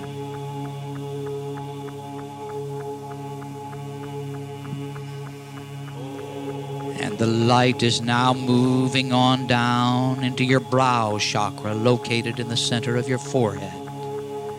Your third eye chakra is to be visualized as a swirling blue-violet vortex of energy. This chakra is the seat of your mind, representing thought and the ability to manifest reality. So sense the opening, balancing, and charging that's taking place. Perceive the blue-violet color, opening, balancing, charging.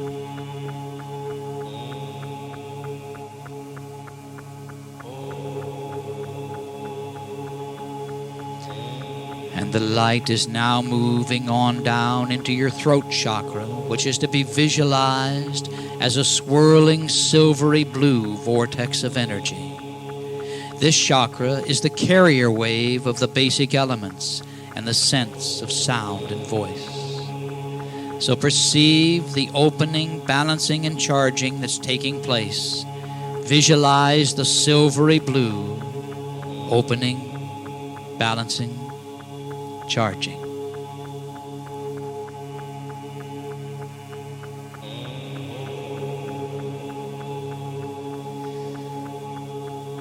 And the light is now moving on down into your heart chakra, which is to be visualized as a swirling golden vortex of energy.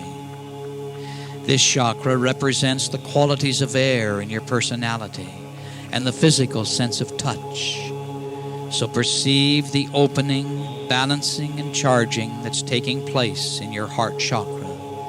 Perceive the golden color, opening, balancing, charging.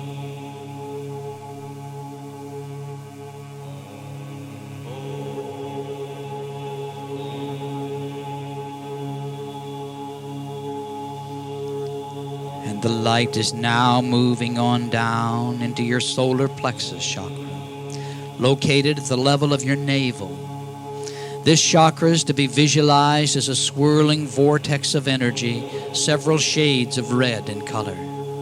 It represents the characteristic of fire in your personality, plus the sense of sight and the assimilation of food. So sense the opening, balancing, and charging that's taking place. Imagine the shades of red, opening, balancing, charging.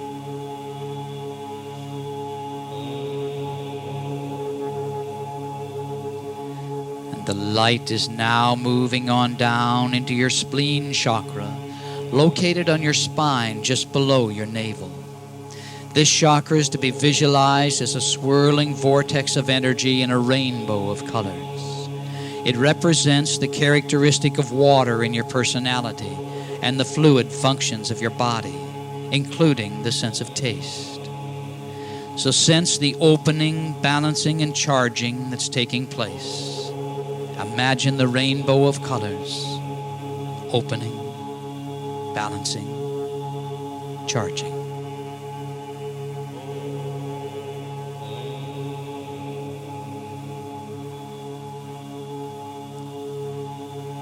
And the light is now moving on down into your root chakra at the base of your spine.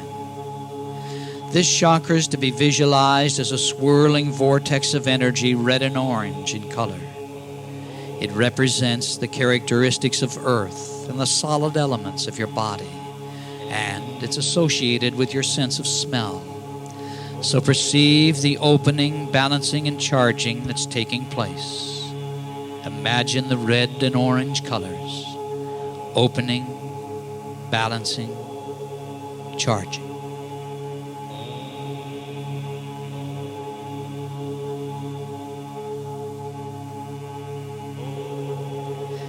And your chakras are open, balanced, and charged, thus expanding your aura and attuning you to the subtle vibrations that allow the reception of subjective awareness. And so now, as you continue to listen to the sound of my voice, I want you to imagine yourself going down, down, down. Number 7, deeper, deeper, deeper, down, down, down. Number 6, deeper, deeper, deeper, down, down, down. Number 5, deeper, deeper, deeper, down, down, down. Number 4, deeper, deeper, deeper, down, down, down. Number 3, deeper, deeper, deeper,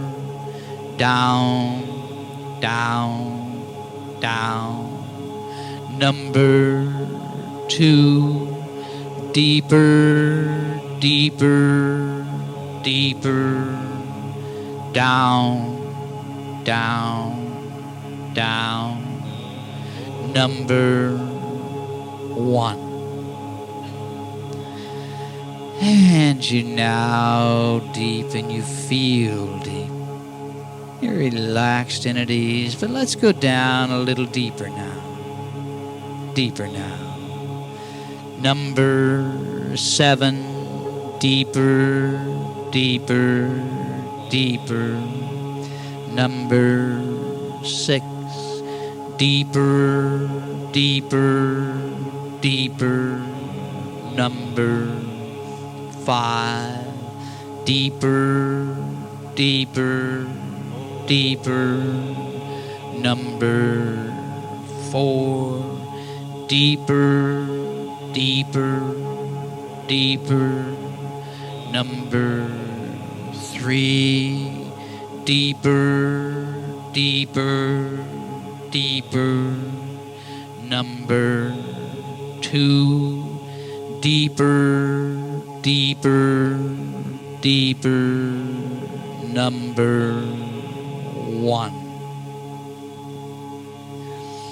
And you're now relaxed and at ease. And you have the power and ability to awaken on your own at any time by simply counting yourself up silently in your mind from 1 to 5. Now this is a self-releasing suggestion. If you should use it, you will awaken calm and relaxed and at ease. But now, perceive the quietness of spirit, and let's explore some past lives together. Now, in the memory banks of your subconscious mind, there's a memory of everything that has ever happened to you in this life you're now living, or in any of your past lives. Every thought, word, and deed is recorded, and it's now time to bring forgotten awareness to the surface so that you may better understand what influences you, restricts you, or motivates you in the present. And you're now going to begin to move backward in time. Back in time to one of your previous lifetimes. Now your own superconscious mind will choose a lifetime that will be of most value for you to re-examine at this time. A lifetime that is affecting your current life. Now you have the power and the ability to easily transcend levels of consciousness and to move back into your past. And so now it's time once again to imagine a tunnel that will serve as a symbolic bridge between the present and the past. So imagine the tunnel very, very vividly. And then we'll move through the tunnel into the past as I count from 5 to 1. And on the count of 1, you will begin to perceive vivid past life impressions of yourself at the age of 15 in another time and another place. So there's the tunnel now before your inner eyes. Let's step into the tunnel, number 5. Stepping into the tunnel, beginning to move back in time. Feel it happening. Allow it to happen. You're letting go of the present and moving back to a time in another life when you were 15 years of age. And number 4, you're letting go and moving back in time. And on the count of 1, you'll begin to perceive vivid impressions of yourself at the age of 15 in a past life. Number 3, you're moving back in time to a previous lifetime that will be of value for you to explore at this time. And you're getting closer and closer to the light at the end of the tunnel. Number 2, you're almost there. And on the next count, you will step out of the end of the tunnel and begin to perceive impressions of yourself at age 15 in another time and another place. And number 1, you are now there. Allow the impressions to come in. You are 15 years of age. Are you outdoors or indoors? Your mind knows. And if the impressions are not yet clear, simply choose one, outdoors or indoors. If you're outdoors, perceive the environment. If you're indoors, perceive everything about the room you find yourself within. And if necessary, make it up to get the impressions flowing.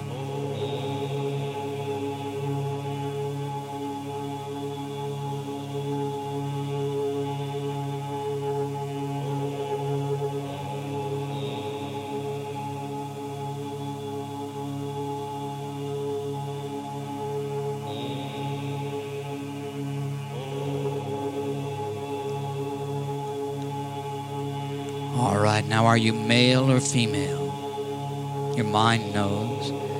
You're 15 years of age. Again, if necessary, to get the impressions rolling now, just choose what seems to be so, male or female.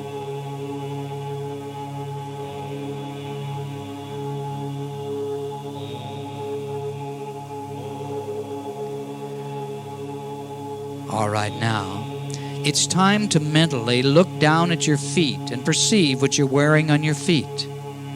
Are you wearing boots or shoes or sandals or maybe moccasins? Maybe you're barefoot.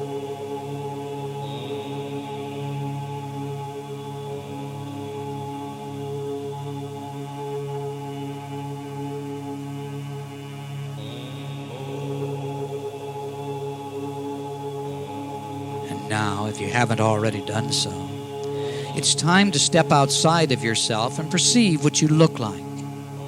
So go ahead and do it. Step out and observe yourself. You know if you're male or female. You know what you're wearing on your feet. What do you look like? What are you wearing? Observe your hair color and style. And look at your clothing, the material, the fabric.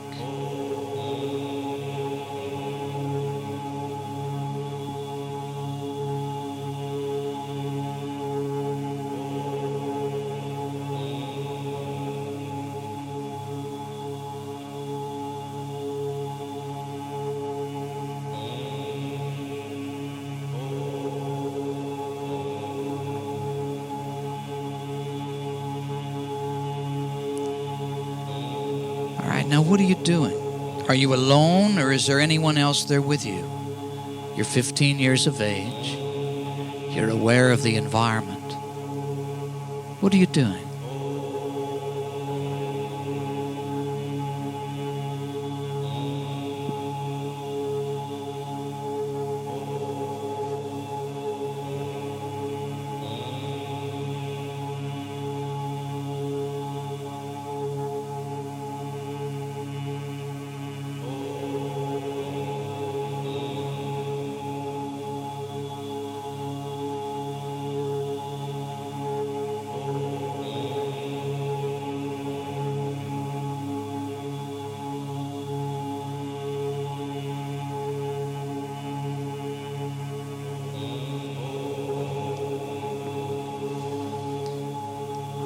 Now you're 15 years of age, so you have considerable knowledge. It's time to perceive the year you are presently experiencing within. So to do this, again, we'll allow the numbers to come into your mind one at a time. So let's perceive the year. The first number of the year is the second number,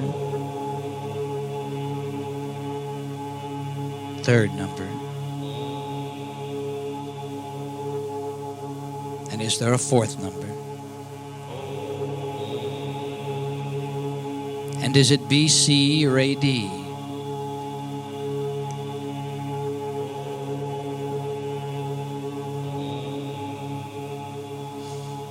All right, you should have the year.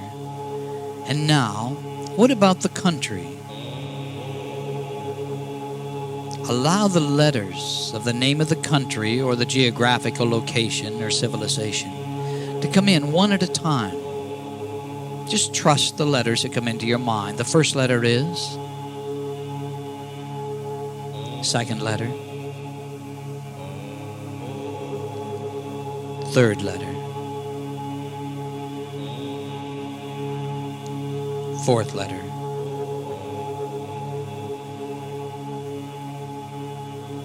and if there are additional letters, perceive them now.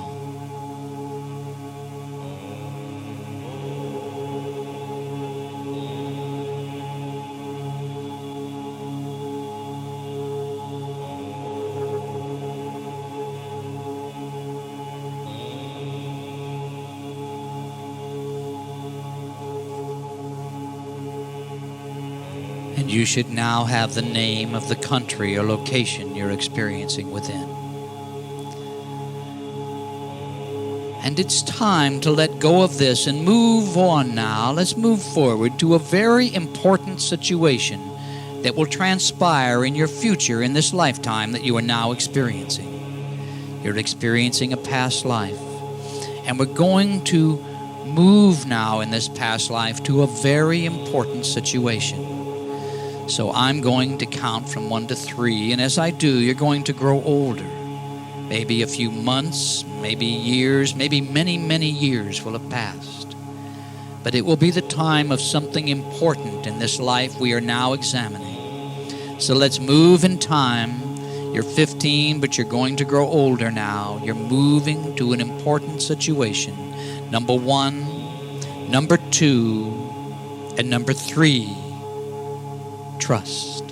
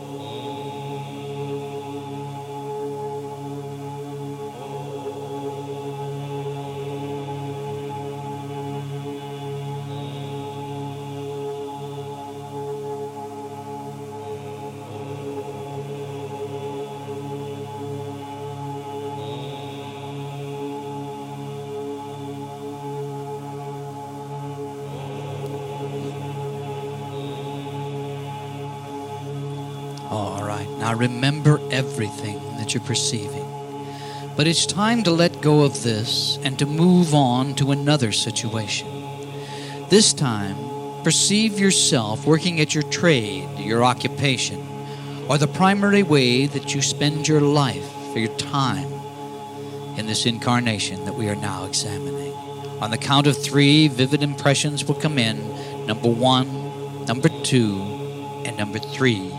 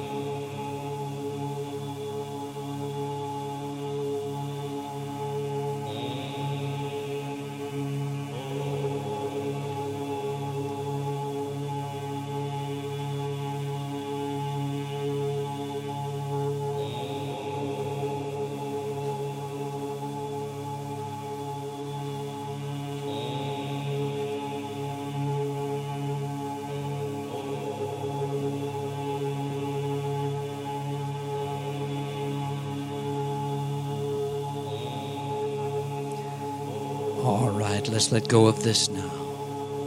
And let's move on, moving in time, to a situation in which you are with the one person in this lifetime who is more important to you than any other.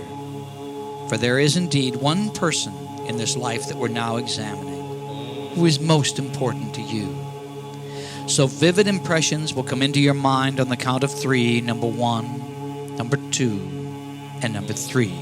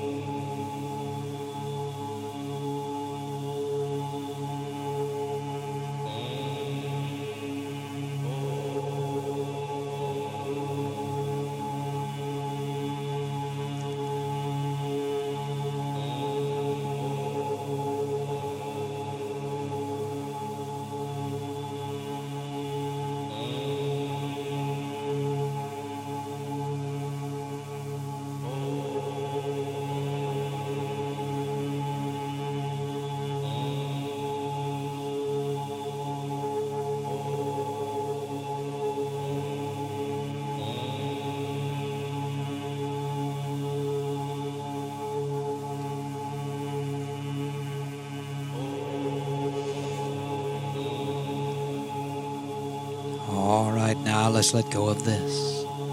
Remember everything that you're perceiving, but let go. And let's move on to another situation. This time, let's explore a highlight of this life that we're now examining. It may be a proud moment in your personal life, or it may be something of great importance that happened to your people, and you were there, you were part of it. But let's move now to this important situation. On the count of 3, you'll be there. Vivid impressions will come into your mind. Number 1, number 2, and number 3.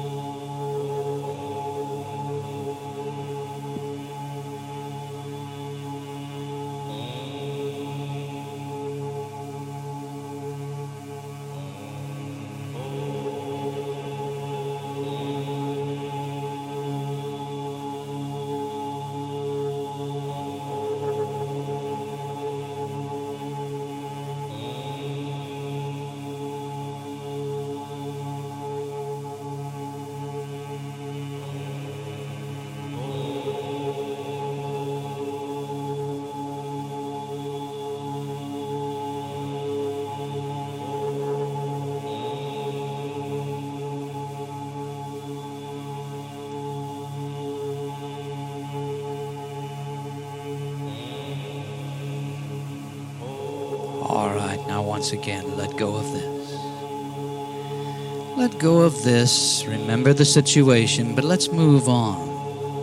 And now, on the count of 3, and not before the count of 3, without pain and without emotion, you will move to the very last day of your life in this past life that we're now examining. Now, you will not have died. You will not have crossed over into spirit. But on the count of 3, it will indeed be the last day of your life in this lifetime you've been examining. No pain, no emotion now. Number 1, moving to this day. Number 2, and number 3. Look around. What's happening?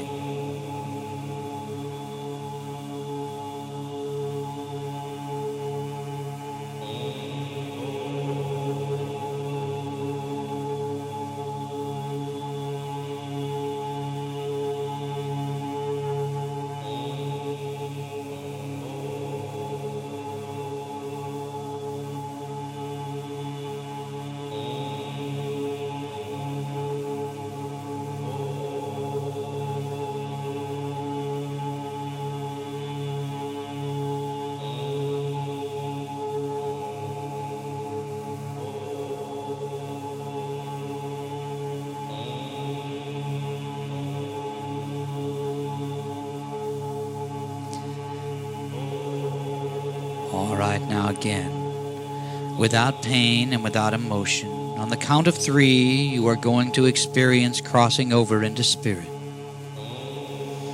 On the count of 3, it will be just a few moments after you've left the physical body in this lifetime that you've been examining.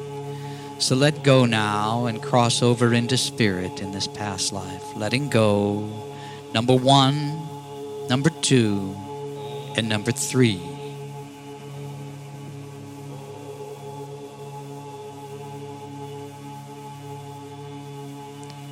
And I'd like you to look around. And where is the physical body you just left? Are you floating above it? Are you standing off to the side? Or did you immediately leave the environment?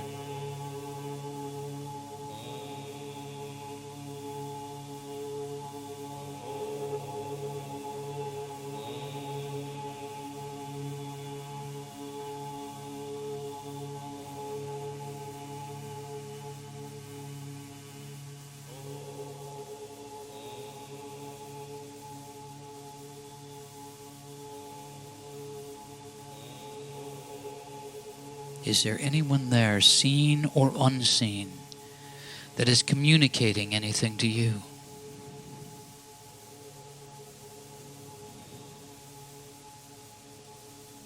You find yourself back in spirit.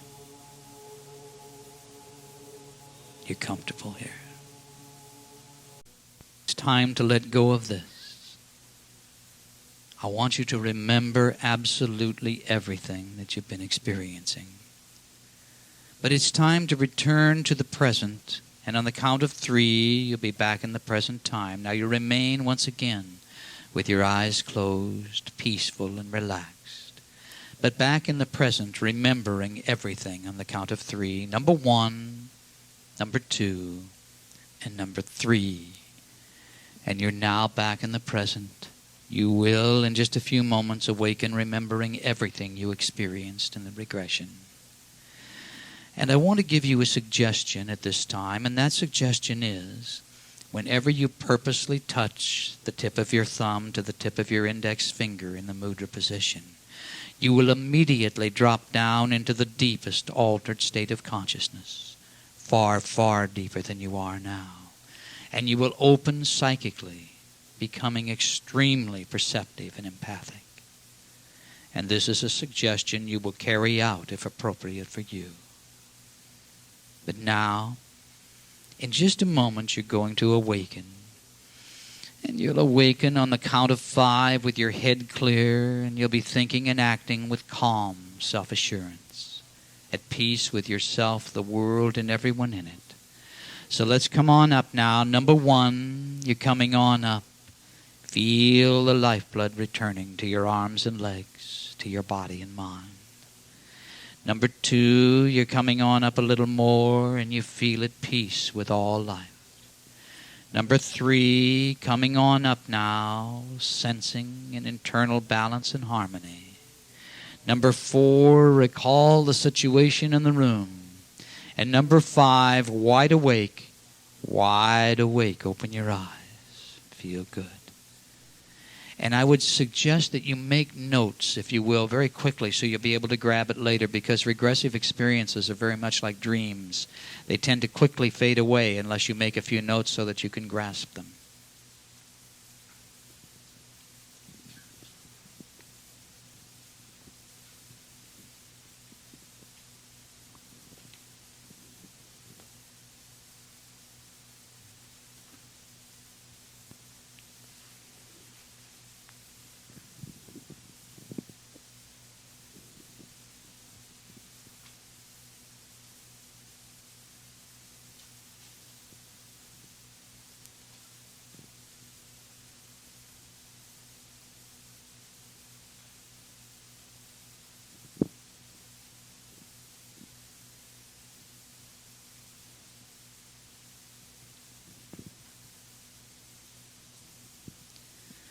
Okay, if you're writing, continue to write. Everybody doing okay? Back? You all look stoned. Any questions that you have about what you just experienced? Yes, ma'am.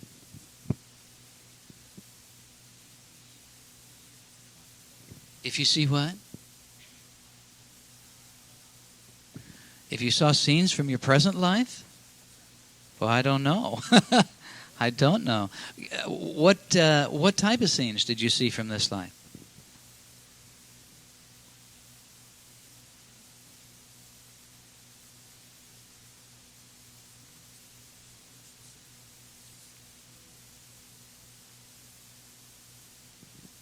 Yeah, I don't know. Did you pick up any past life impressions?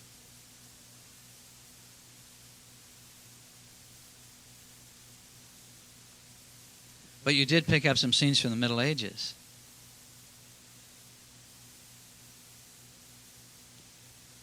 I don't know. Catch me up here. We'll try to talk about it a little bit more at break time. Okay, I'm going to run out for a minute, but then I'll be back right away, and maybe we can toss it back and forth. I don't know. Anyone else? Yes.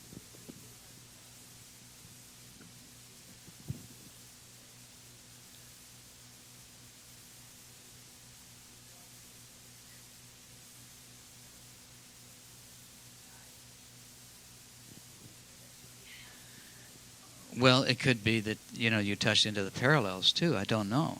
I talked about parallels ahead of time. I didn't intend for you to go there.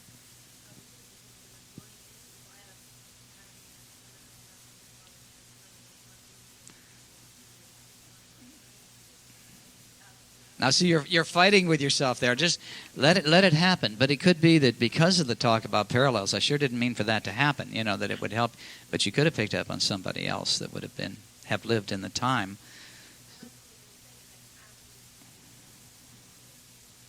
Yeah, I don't know.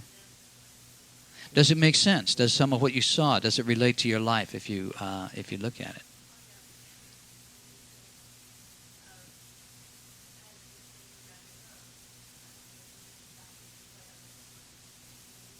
Right. Okay. So the backaches could relate to the situation?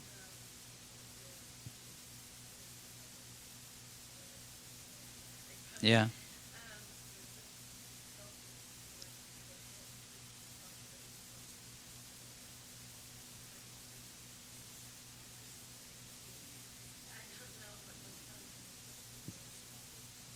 Interesting. Now,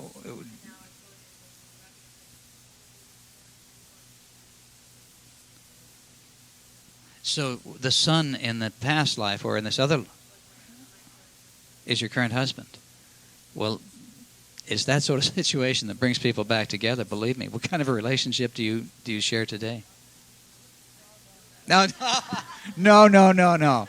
I went to the spiritual seminar, this festival, and I came back to kill you, honey. No.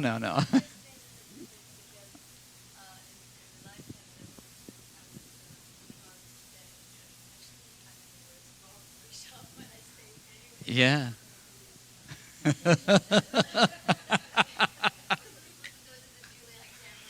Yeah, sure.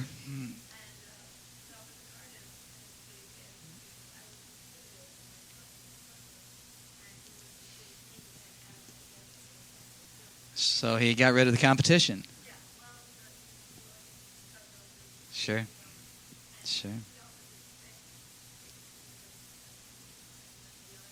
Got it. Yeah.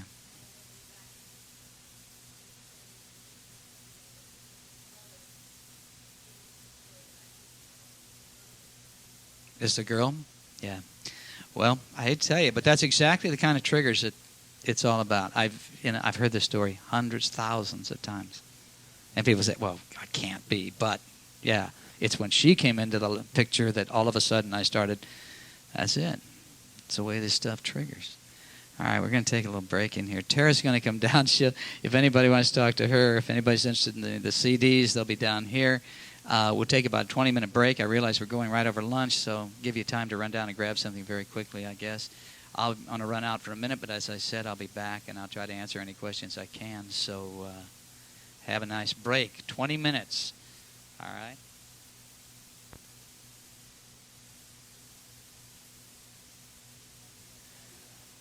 We're talking about the idea of feeling a sense of fear when in spirit. Did most of you, could you see your body? Let me put up your hands if you kind of were viewing your body, putting it up. Okay. That's most everyone in the room. Were most of you floating above your body? Let me see that. That's a vast majority. How many people were just standing off the side? Okay, very few. How many of you just split the minute you were dead? Okay. It's always just about the same. Some people just want to get away from the body right away. Yeah? That's all right, too. That doesn't matter. You were perceiving up to that point. So I could see you there, though. You were really in trance.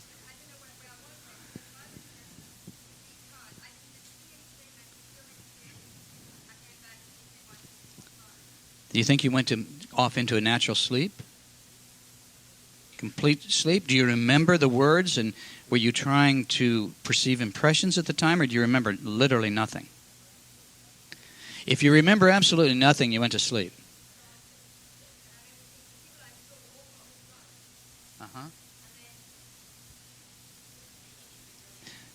Yeah, we need to. You need to be very uncomfortable.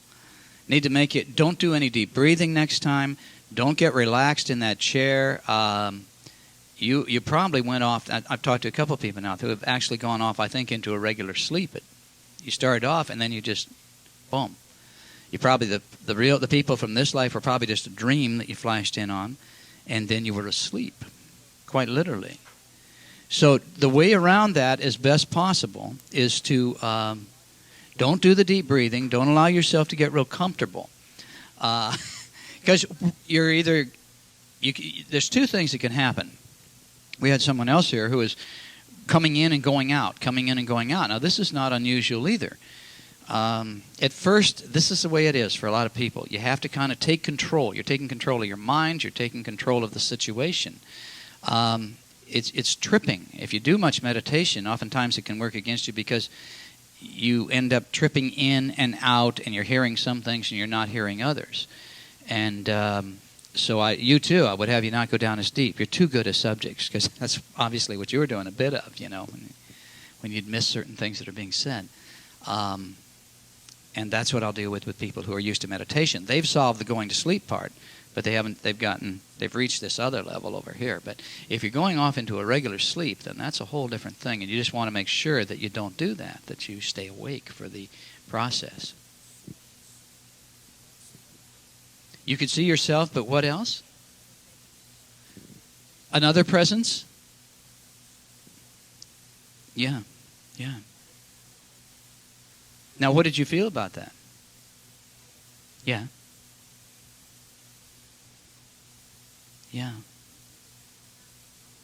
This is common then. I don't have the time to really do it. I'd be glad to talk with you a minute afterwards. I've had some cases like that where it's almost like you have a shadow soul, where the soul is. One very good friend of mine had a situation like this, and psychics would perceive oftentimes when they were reading him, they were actually picking up on this shadow soul and be very accurate. And they both had wanted the body, and it was decided that he would take it. But the other entity would stay there all the time to experience through him.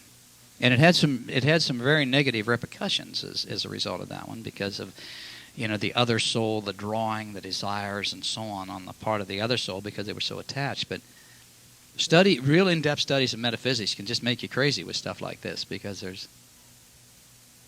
Yeah. So you got an unseen friend. Talk to me right afterwards, okay? Well, I can give you a couple things you might want to explore. Let me finish what I was saying here in regard to the fear. Did anyone else feel, when they were crossed over into to spirit, I'm going to say death, but I'd rather use the word spirit, feel a real anxiety about it, a fearfulness start to come up? You started to cry. Were you crying because of someone you'd left behind? Yeah, that's not unusual. If it's someone you've left behind, like your children, and you don't want to be leaving, it can generate that. But you weren't scared. Mm-hmm. Were you scared?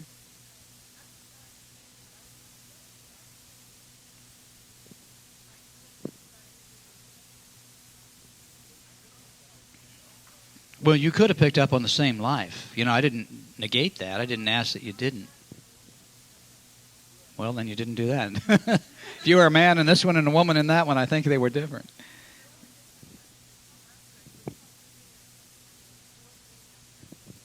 You were crying?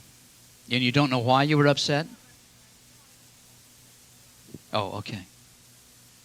Something happened?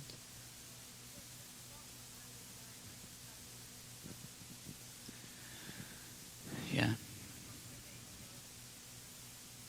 Lost your baby. I'm repeating for the people in the back. You were sexually abused, so it was just what you wanted to experience today. Real upper, right? How did that relate to this life?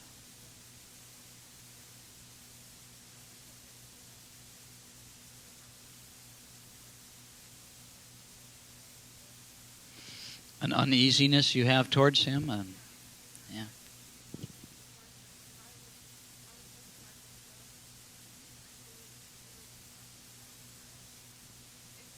He took advantage of you. Yeah. He's in trouble now when you go home, huh? Going to reverse those roles. Everybody be kind now. Karma, remember, you got to be kind. Everything you think, say, and do is creating karma.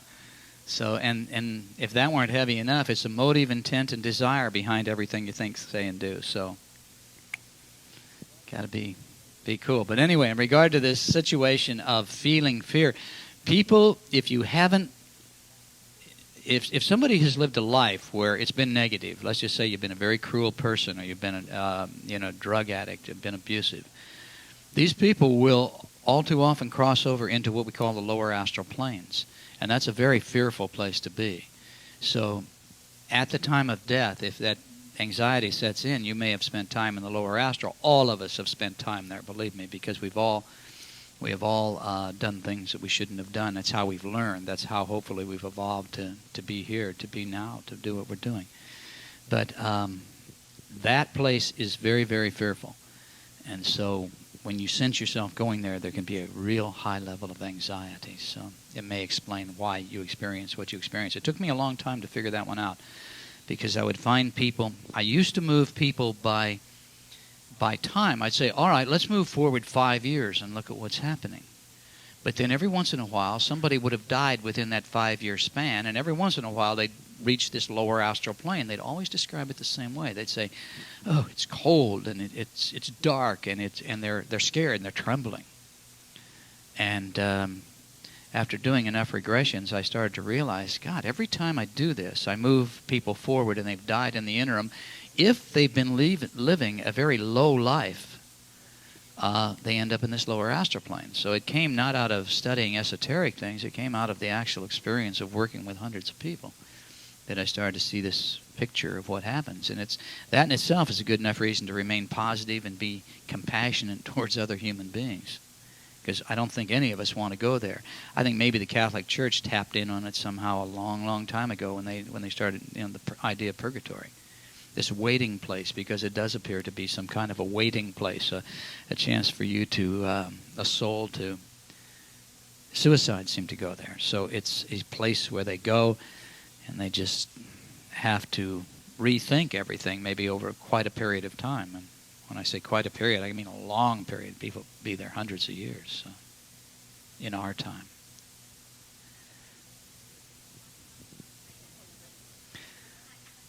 While you're ready for a panic attack? No, but you mentioned something about robbing the church, you know. Yeah, that may have been a lifetime where you were interested in doing some things that could have got you into the lower astral. I don't know. But she came back feeling very anxious about it. Yes, sir.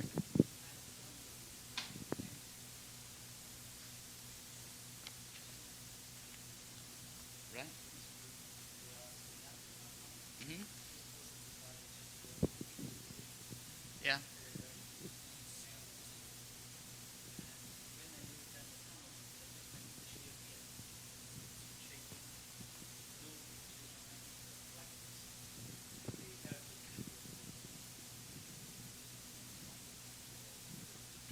I don't know, of course, for sure what happened in it, but it's not that, having regressed as many people as I have, it's not something that I haven't run into before. Oftentimes, people don't want to look at something that's happened in the past. And if they're not, this was just wide open. It was an important lifetime that's somehow affecting this one. But people will tend all on their own to go to lifetimes where they've been the victim more often than not. And I mean, we've done it where I've really intensified that. Have you look at the degree that you've been a victim, but then I'll turn around and also want you to look at the lifetimes in which you were the perpetrator of human suffering. And people don't especially like to look at that. But we've all done it all. We've all been the victim. We've also been the bad guy. And I think the fact that oftentimes the first things that you look at are these victim incarnations, because that's just what we tend to want to do. Oh, poor me, I've been a victim. And so, yeah, so it's a matter of sometimes people feeling very uneasy about going out and looking at it.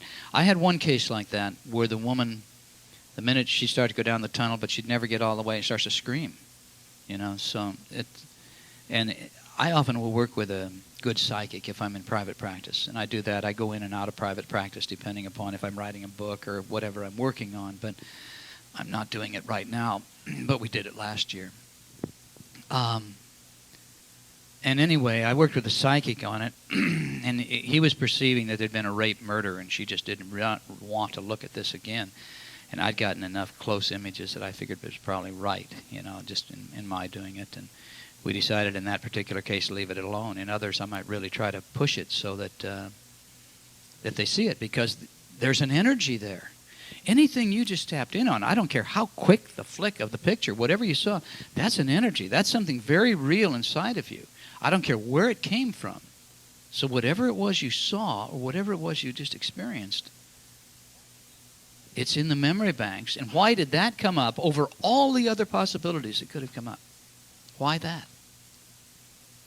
So, as I mentioned to someone up here just a little bit ago, it brings up oftentimes more questions than it does answers.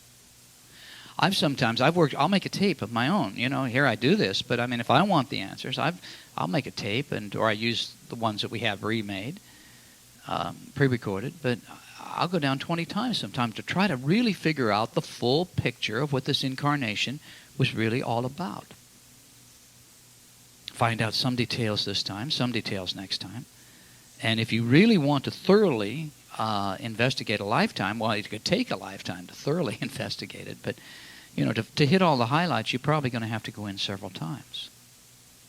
But oftentimes you'll get enough of an understanding that'll be the point of release. Now, what's going to release it? Tara will do in just a little while. She'll do a release as the last session we do here today. But the release is always going to involve forgiveness.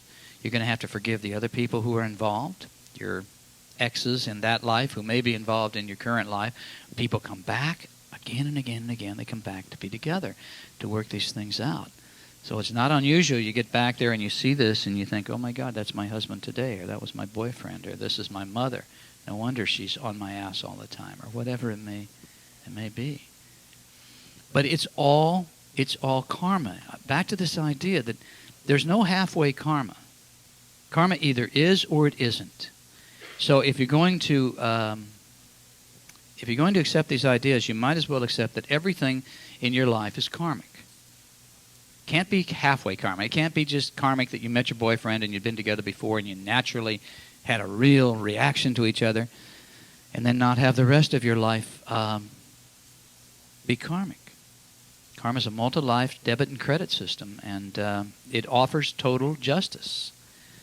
It was Gibran said in The Prophet. Everyone in here has read The Prophet, I'm sure, as he said, the murdered is as guilty as the murderer. And of course he was speaking about karma. So it's all karmic. And we have to decide whether or not we're going to accept that idea. And if you accept it, then I think life gets a lot simpler, personally. But that's the way I view it. So the alternative to karma being the basis of our reality would be the fact that we simply evolved over, millions of years, and here we are, and there's no meaning to any of this. In other words, it's all random. We happen to evolve up out of the sea, and here we are, and we're just the result of genetics, and there's nothing more going on. Now, 25 years of investigating reincarnation. My wife is one of the best psychics I have ever seen. She just has an incredible ability, combining her esoteric astrology and her own channeling and so on. It's been proven to anybody that's ever explored what Tara does. So I combine my research and her research, and there's just absolutely no doubt in my mind that karma is the basis of our reality, that we're going to come back again and again and again. And if that's true, if that's the way it really works, then it would seem to me it would follow that there'd be an intelligence of some kind behind this plan, because obviously karma is a plan. And it would also seem to me that if that were the case, then justice would be part of the plan. There's an intelligence behind it. Certainly the intelligence must want justice. But of course, when you look around, you look at your life, you look at the life of, my God, you watch TV and you see all the god-awful things that happen to people, and you see child abuse, and you see starvation in Africa, and you see these things, you think, where is the justice? How can you possibly explain it? And yet karma would explain it all. Would explain everything. And no other philosophy or religion can certainly explain it. I've studied both philosophy and religion all my life. I know Christianity certainly cannot explain it. It falls so far short it's ridiculous. And get your reward in heaven. That's about as far as deep as it seems to go. It can't possibly explain all of the injustice and the inequality that we see in this world, that we probably experience in this world. So the unerring law of karma is always adjusting, it's always balancing as a result of your choice, my choice, free choice. Free choice. If you accept that karma is the basis of your reality, then you have to look at everything in your life and say, okay, even my body is a karmic choice I've made. Whether it has to do with the weight, whether it has to do with my state of health, whatever, it's all a karmic choice. It's a result of cause and effect, to be sure. And cause and effect, part of that can be right here. Karma is cause and effect. The word karma, you break it down, it means action. That's the root meaning of the word karma, action. So much of what we are experiencing today is a result of this life alone, of course. Cause and effect. Body's not as healthy as it should be. Well, maybe you haven't been doing the exercise you should be doing. Cause and effect. But it's also the body you came in with, the body you chose. And what you've allowed to happen to that body in this point in time would end up being karmic. Your relationships are karmic. Part of it created in this life, part of it created as a result of what's come before, or maybe the lack of relationships in your life. I have a son that cannot come up with, he's a cute guy, cannot get a relationship. We've looked at it from all the psychic angles, and he's set it up to make damn sure he didn't end up, for some reason, because of whatever he needs to teach himself, he's blocking the relationships in this life, and will continue to do so until he does whatever he needs to do this time around. Your parents would have been a karmic choice. Your level of success at this point is a karmic choice. Something's keeping you at this level. It doesn't mean you couldn't break free and go to another level, but at this point in time, you're keeping it right here for some reason. All of it would be karma. And boy, one thing all of my work has shown me that is that it's neither God nor the lords of karma that is bestowing anyone's suffering. We're all our own judge and our own jury.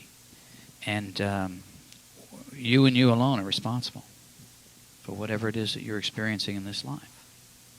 And if you choose to accept that karma is the basis of reality, then it follows that you would have to accept that as well. You've made the choices that you've made. You've made the racial choices. You've made the lifestyle choices. You're straight or you're gay or you're bi.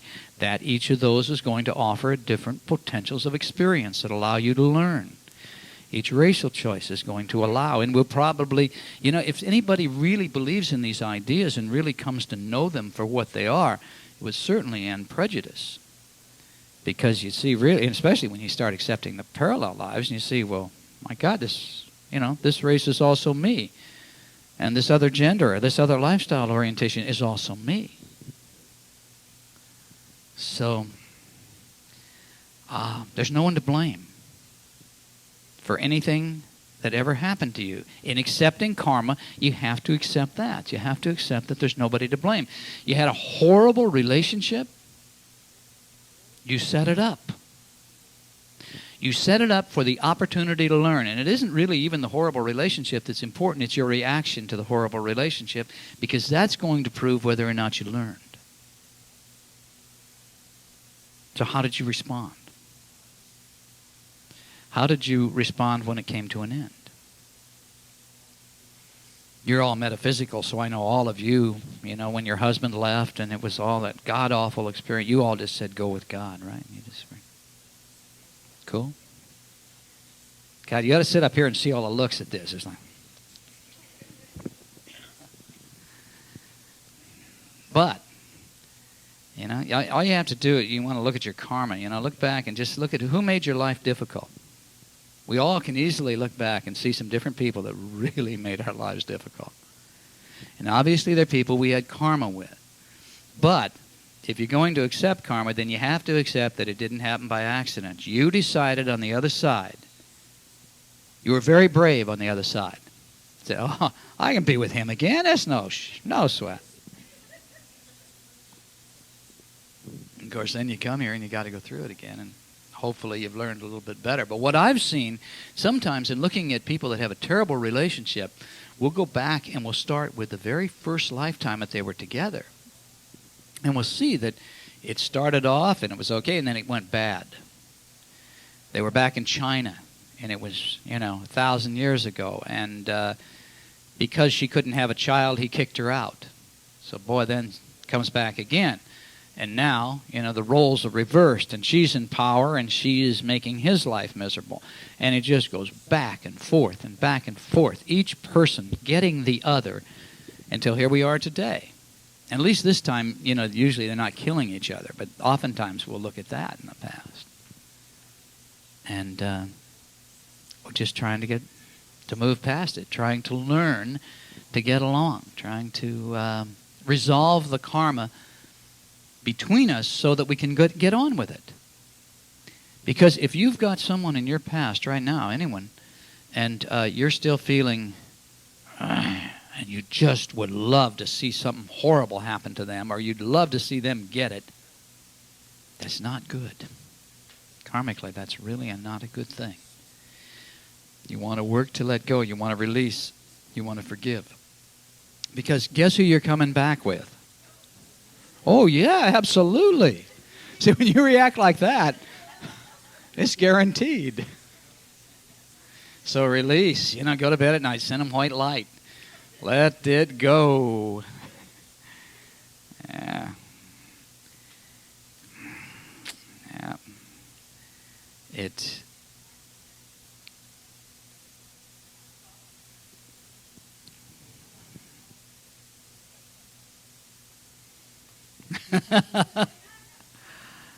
I like that, my love. Sounds like it may be a little slower to release the karma, but you're keeping the energy at bay. Tara's good at that sort of stuff, see? No, anything, though, that wanting to let go of it. We learn through our pain, and I don't think we have to. I think we can learn through love and we can learn through wisdom, but we do learn through our pain. We touch the hot stove and we go, I burned my finger. And we touch the hot stove again and we burn our finger again and we touch it and we burn, and we finally get, this is really dumb to touch hot stoves. And of course I'm not talking about hot stoves, I'm talking about a lifetime with someone where maybe it's a lifetime where you're trying to control them. And you try to control them in this lifetime and it just all goes to shit. And there it is, it's a mess up. And you do it again, and you try to control the other person, and eventually you're going to learn it doesn't pay to try to control another human being. We learn through pain. We learn that every time we do these things, that if it doesn't work, eventually we're going to, if you get hit every time you go through a yellow door, pretty soon, if you got any brains at all, you're going to stop going through yellow doors. It's just that simple. And so the idea is to learn through grace, learn through wisdom, hopefully, to make life easier for all of us. So be more compassionate, be more loving. It's just gonna pay off in the end. So okay, any questions quickly on this? Because I want to take you into another lifetime there. Yes?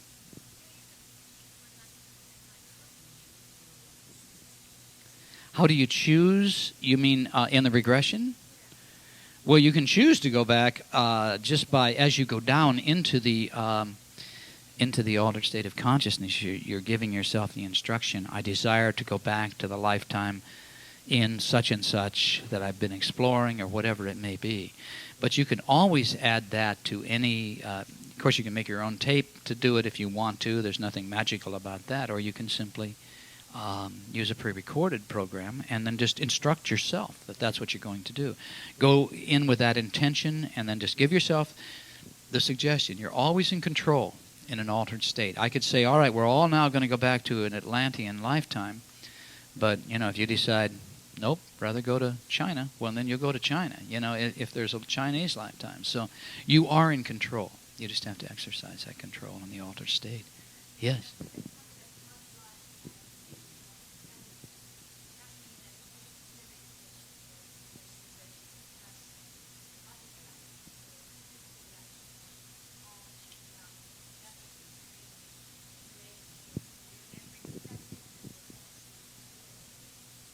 Possibly. I've never really explored. I've had other people talk to me about the cellular memory thing too. I don't know. I know that I would consider it a major clue if I were in meditation and I were looking at something in the past and I had a physical reaction to it. I would definitely feel that that was a big clue to further investigate. It'd be something I'd want to look at in more depth. Yeah.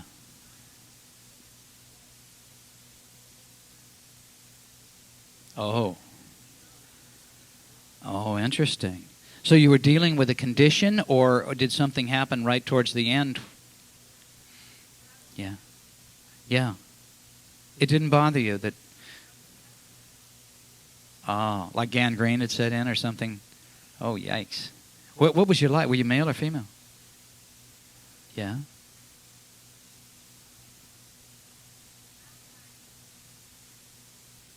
Interesting, huh? Yeah, yeah, yeah.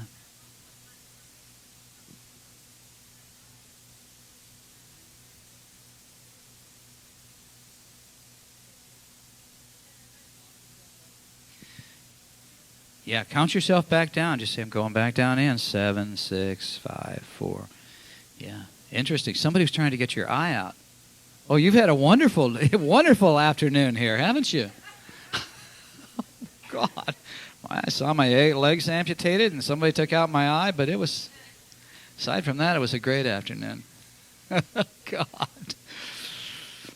Anyone else here? Yeah.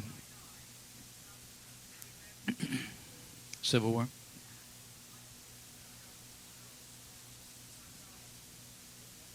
Right, right. But you actually felt the pain. I will always give the suggestion that, no pain or no emotion. But people will report that sometimes, that they'll feel a little bit.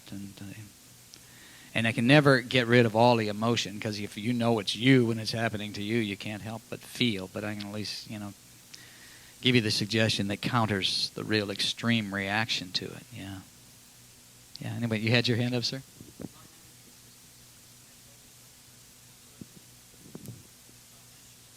Right. Couple of thousand years BC in England. I don't know. I don't know. Somehow that's the way your mind is interpreting it. It's coming through your symbol system in that particular way. I don't know.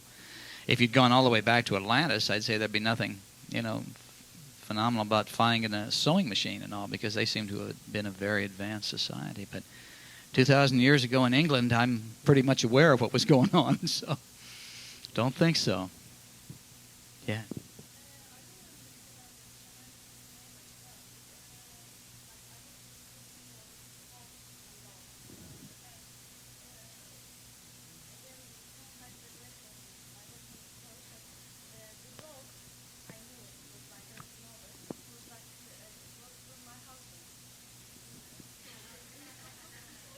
He's going to be glad you came here today.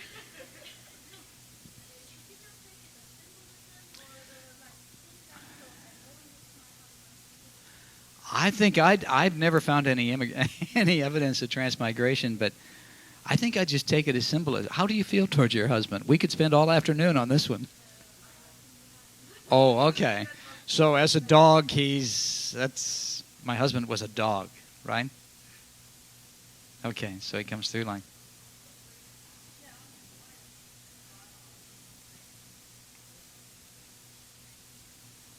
Now, Teresa,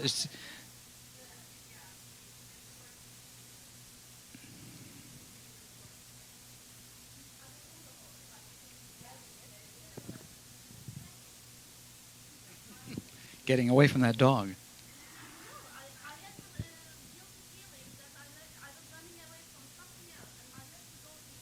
Yeah.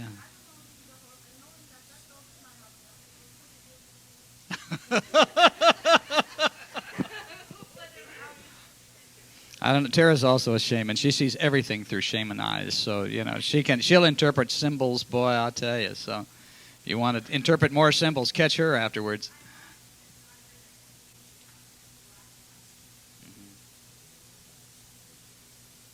Yeah. You have to kind of get to the point where, when you do this work, what does this mean to you? Yeah, agreed. All right, let's do another session. Let's do a session, but this time I want you to go back to the cause of something you would like to explore. Anything negative in your life is always, I'm sure this, why have I always been a natural cook who just, or an artist?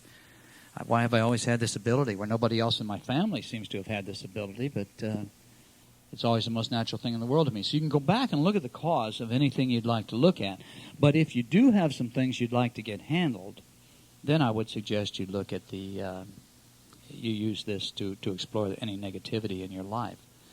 And I'll phrase it in such a way so that if it's in this life, you'll go back and you may be exploring at another time in this life. This is not necessarily past life regression. It's a regression, an altered state regression that will take you back to the cause wherever it may be, this life or the past life. So I want everyone now to come up with something they're going to go back and explore. Yes. Yeah, why have I always been fearful when it comes to this? Or why have I always behaved in that way? Yeah, definitely. It's a good sort of thing to go look for. So, you have to find something now to go back to here. So if anybody isn't doing that, why? We need to get clear before we move on. Now, there'll be a point in here in this regression where I'm going to take you up into what I call higher self. Higher self is just another portion of the mind, but there seems to be a clarity when you go into higher self sometimes. So after you've been exploring the cause, we'll go back to the cause just the same way we did before, only we won't go through all the chakra things. We've done that. And I'll make it a little faster. But we'll explore the cause.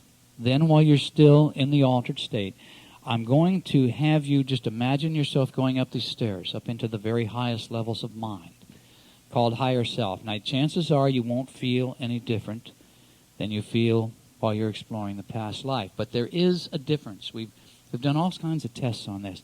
Something does happen, and I guess if I had to simplify it down, I would say that from this level of mind, you seem to have the ability, you have an overview. You can look at everything from this perspective up here. In other words, it's more easy to look at the karma. I came into this lifetime looking to resolve this. Now, how did I do? You can also, from this perspective, you can say, well, now, that person, this person in my life, were they related to the past? In other words, your husband, your boyfriend, your girlfriend, your mother, whoever it may be, you can, from higher self, you can ask these questions and you can attain answers more easily. If you study meditation and you go back 100 years, you will find, even in the oldest of books that I've ever seen on meditation, the idea of thought language. And thought language is a matter of asking yourself a question.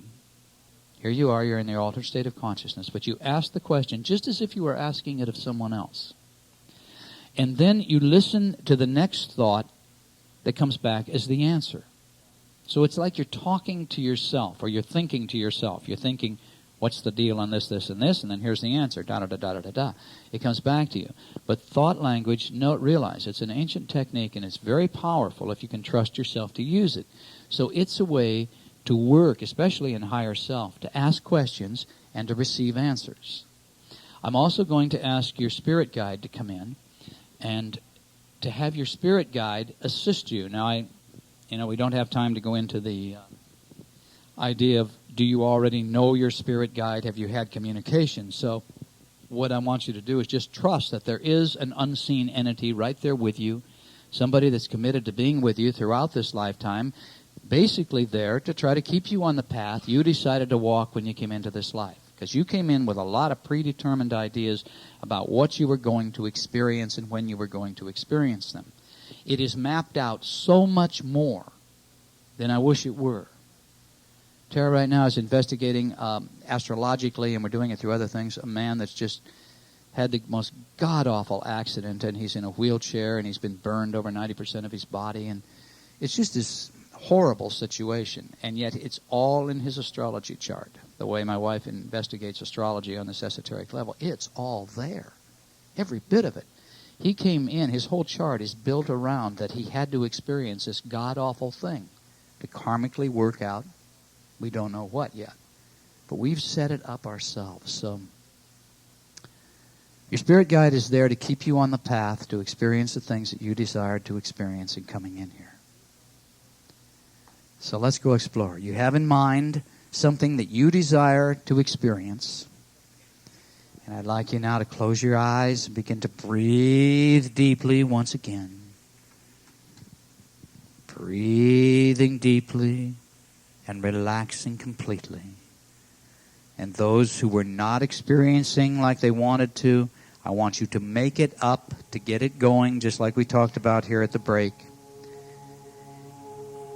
Don't worry about whether or not you're making it up. Just get the energy flowing. Get the regression starting to come in. So make it up. Let it happen. And you're breathing deeply and relaxing completely now. Breathing deeply and relaxing completely.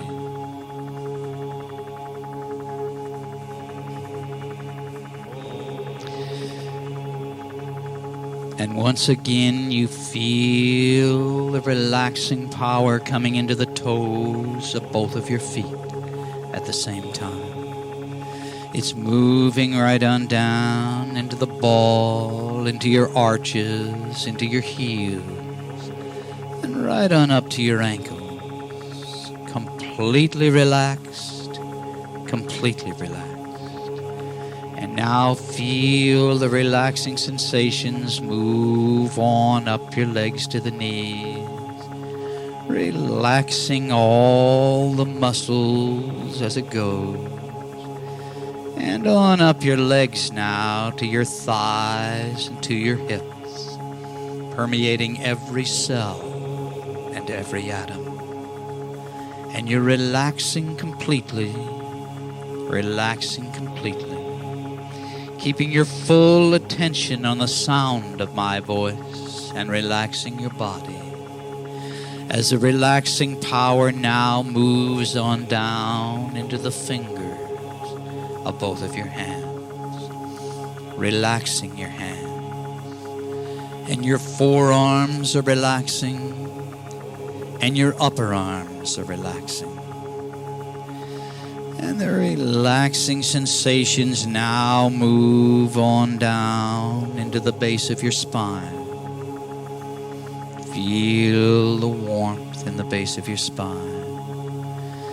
And it begins to move slowly up your spine, up your spine, up your spine, and into the back of your neck and shoulder muscles. And the back of your neck and shoulder muscles are now loose and limp, loose and limp, just completely relaxed. And the relaxing sensations move on up the back of your neck and into your scalp, relaxing your scalp. And they drain down into your facial muscles, relaxing your facial muscles. Now your jaw is relaxed. Allow that little space between your teeth. And your throat is relaxed. And your entire body is now relaxed all over in every way. And all tension is gone from your body and mind. All tension is gone from your body and mind. And now as you continue to listen to the sound of my voice, you're beginning to go down, down, deeper and deeper, down. Number 7, deeper deeper, deeper, down, down, down. Number 6, deeper, deeper, deeper, down, down, down.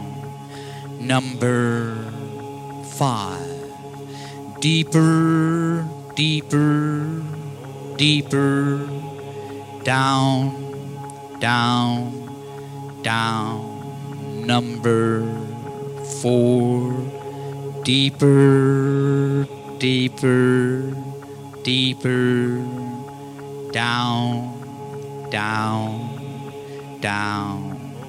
Number 3, deeper, deeper, deeper, down, down, down. Number 2, deeper, deeper, deeper, down, down, down. Number 1. And you're now relaxed and at ease. And you can awaken on your own at any time by counting up from 1 to 5. But now again, in the memory banks of your subconscious mind, there's a memory of everything that has ever happened to you in this life you're now living, or in any of your past lives. Every thought, word, and deed is recorded. And it's time to bring forgotten awareness to the surface so that you may better understand what influences you, restricts you, or motivates you in the present. And you're now going to begin to move backward in time to explore the cause of something in your life that you desire to know more about. So now initially, it's time for you to concentrate upon the situation you desire to investigate with regression. So what is it you want to know more about? Go ahead, dwell on it, visualize the condition or situation so that you communicate to your subconscious mind what you desire to investigate. So take a few moments and do this now. Focus upon what you want to explore.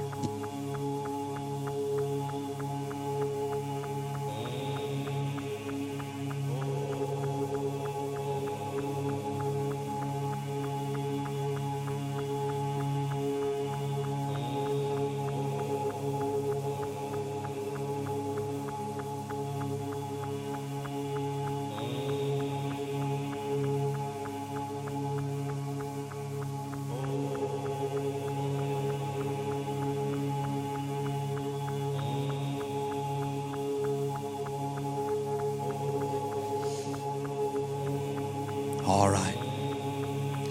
Now in just a moment, I'm going to direct you back into your past. You may go back to an earlier time in your present life, or you may return to an event that transpired in a previous incarnation. I'm going to count backward from 5 to 1 as you move through a time tunnel to your past. Now on the count of 1, vivid impressions will begin to flow into your mind.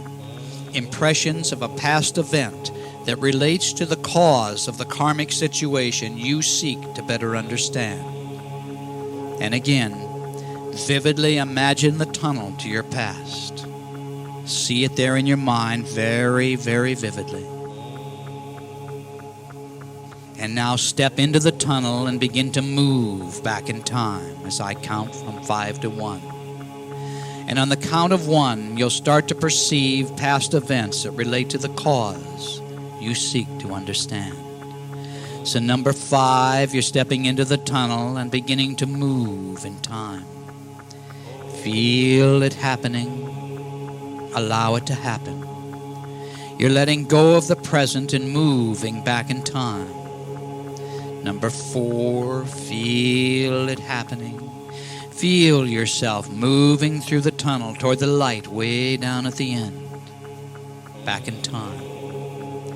And on the count of 1, you'll begin to perceive vivid impressions. And number 3, you're moving back in time to an earlier time in your present life or a previous lifetime that will be of value to explore at this time. And you're getting closer and closer to the light at the end of the tunnel. Number 2, you're almost there. And on the next count, you'll step out of the end of the tunnel, and the thoughts or feelings or impressions of a past event will begin to form. Number 1, you are now there. Now allow the impressions to come in. Vividly imagine the environment and the situation.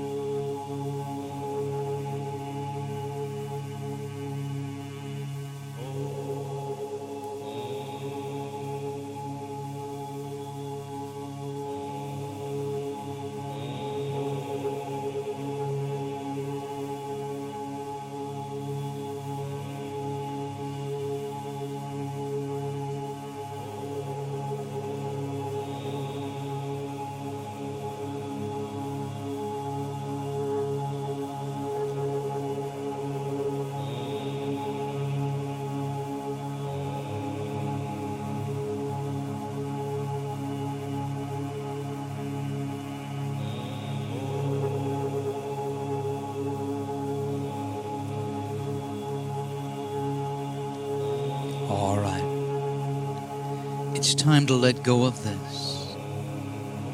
Let go. Remember everything that you're experiencing.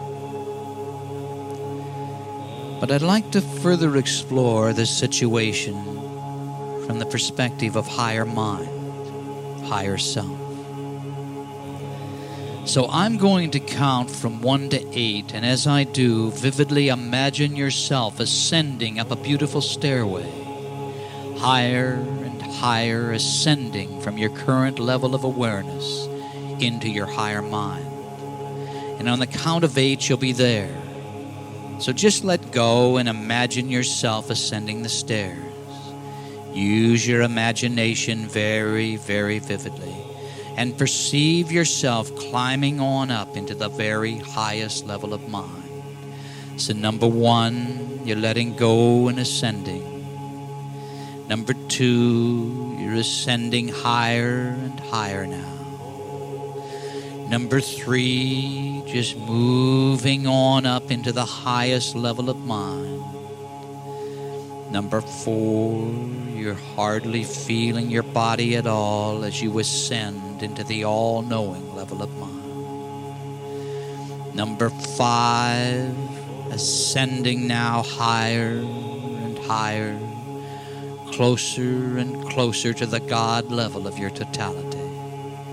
Number 6, you're letting go and ascending, transcending levels of consciousness now.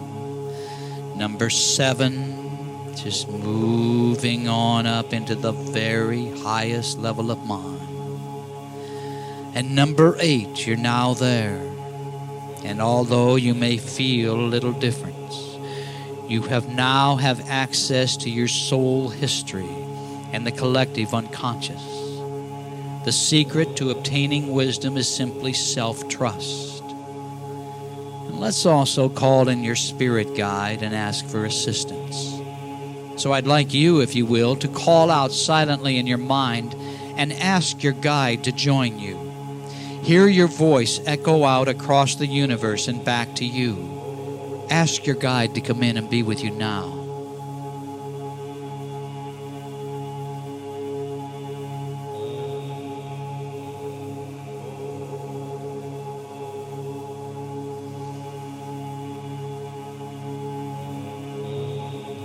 And your guide is with you. And it's time to further explore the karma, the cause and effect of your situation. So first, go ahead on your own and further explore the cause, the timing and location. And if others were also involved in the past situation, explore whether or not they're playing any roles in your life today. Now you have the power and ability to fully understand how the past relates to the present. Vivid impressions will begin to come in again on the count of 3. Number 1, number 2, and number 3.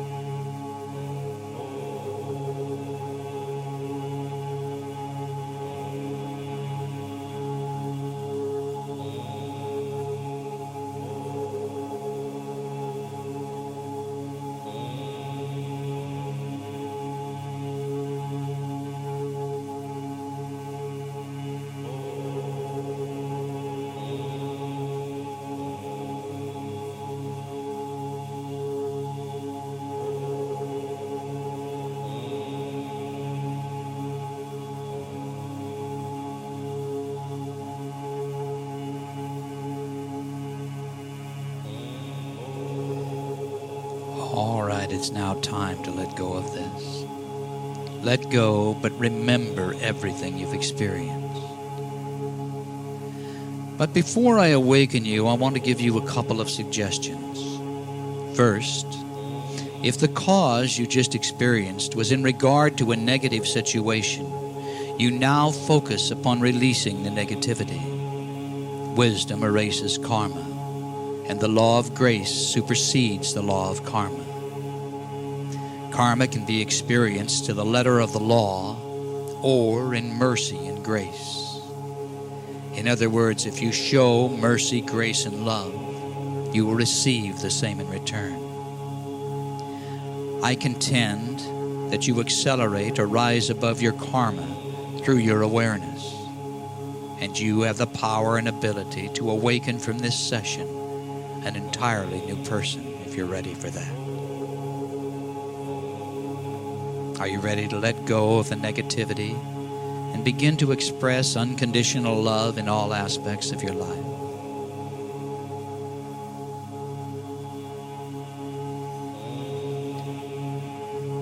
All right, it's time to come on back now, remembering everything you just experienced.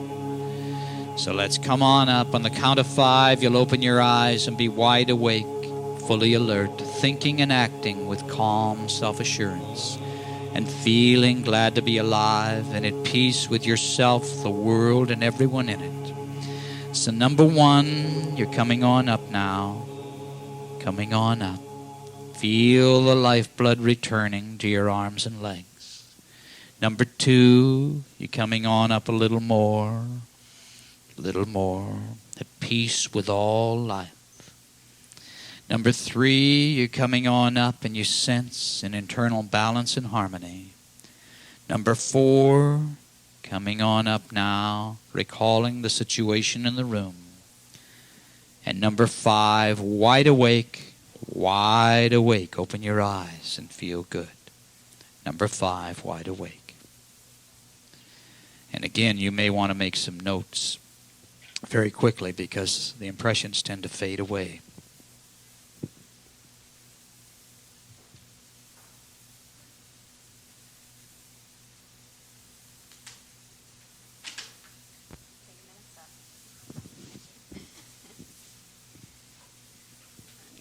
If we're in this room late, they get all upset. We don't have very much time left. So does everybody want to just go right back into another session? Just make yourself comfortable.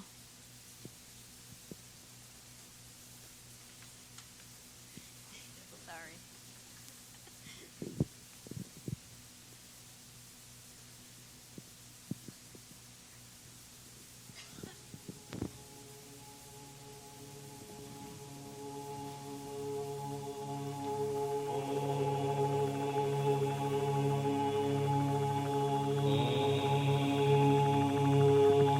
Close your eyes. Breathe deeply and relax completely. Breathe through your nose and exhale through your mouth. Very deeply. Very, very deeply. And feel calm and peaceful. Relaxed and at ease, calm and peaceful, relaxed and at ease. Breathe deeply and relax completely. Breathe through your nose and exhale through your mouth. Very deeply, very, very deeply. And feel calm and peaceful, relaxed and at ease. Calm and peaceful, relaxed and at ease. Breathe deeply and relax completely. Breathe through your nose and exhale through your mouth. Very deeply, very, very deeply. And feel calm and peaceful, relaxed and at ease. calm and peaceful, relaxed and at ease. And now, imagine yourself outside in the country on a clear summer night. It feels good to be here. You feel safe and secure as you look up at the blanket of stars. You hear the sounds of the night. Imagine this very, very vividly. Be there.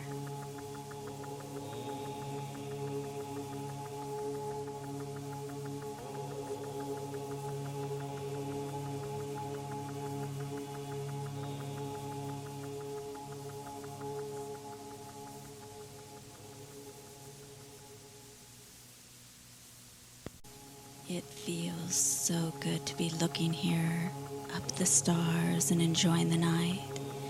And it's now time to draw down the universal energy of the stars. So please imagine yourself drawing down the light, drawing down the energy of the stars, the positive powers of the universe.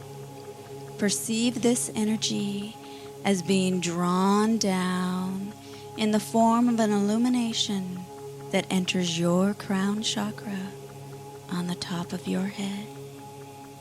So do this now. Actually draw down the energy and allow it to become your reality.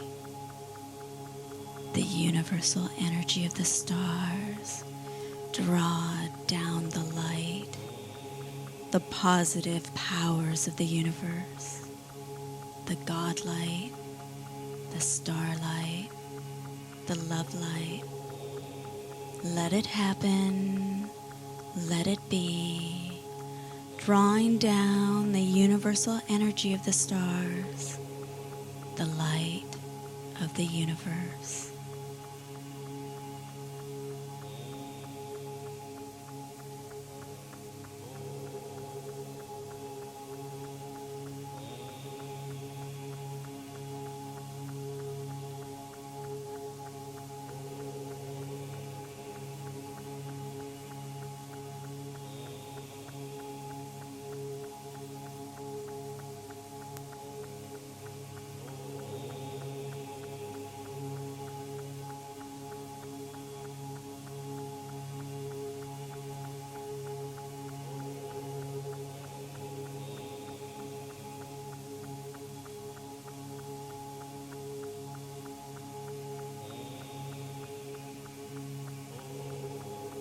And you are now filled with light. And you look to the eastern horizon to see the sky becoming lighter and lighter. And as the sun rises, you offer thanks for all you have and all that you may become.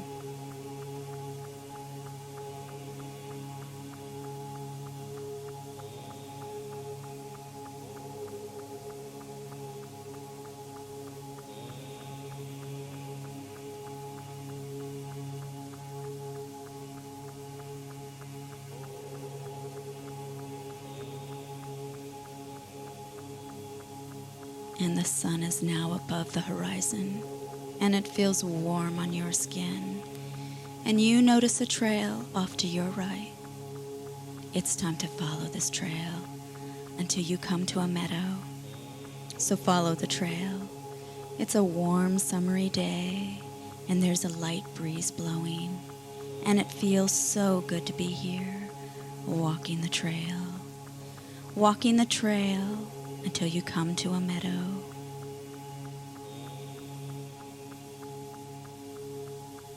And in the middle of the meadow is a golden meditation temple.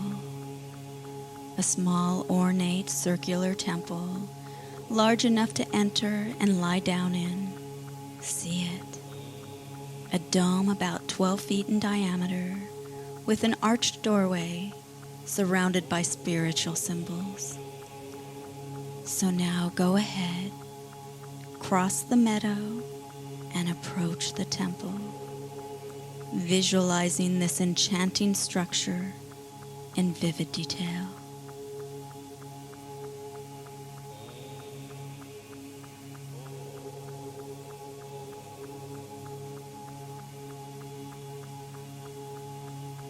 And as you get closer, you see the steps leading up to the entrance, and you notice the carvings lining the stairway.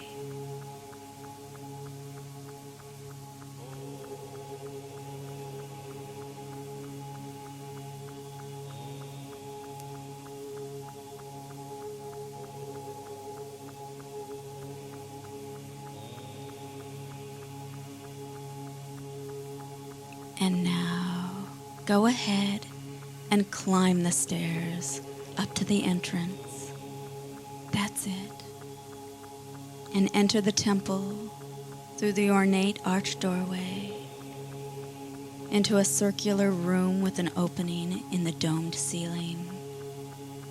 And there before you is a marble settee cushioned with pillows, a place for you to lie down. So look around, then lie down and make yourself comfortable, looking up at the sky through the opening in the dome.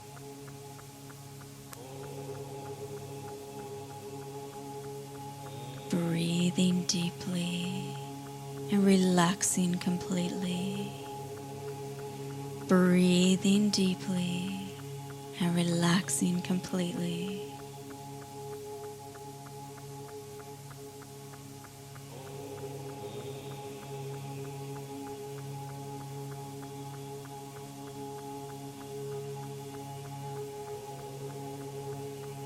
And now, call out to the positive powers of the universe, your guides and masters, and those who share your energy. Ask that they protect you from all things, seen and unseen, all forces and all elements. And ask that they help you to perceive your past with clarity and understanding.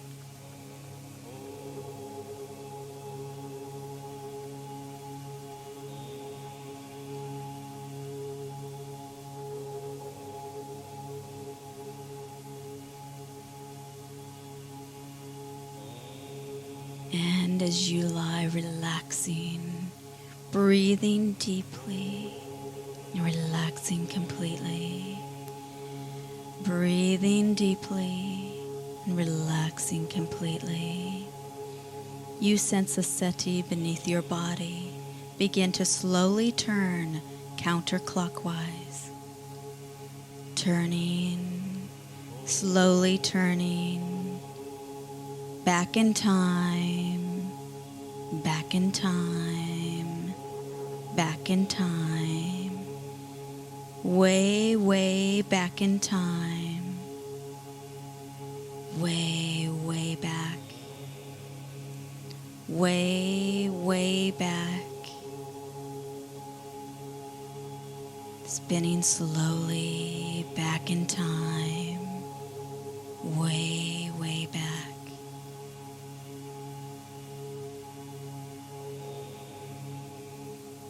As the room fills with mist, fills with an iridescent mist, spinning in the mist, spinning in the mist, back in time, back in time.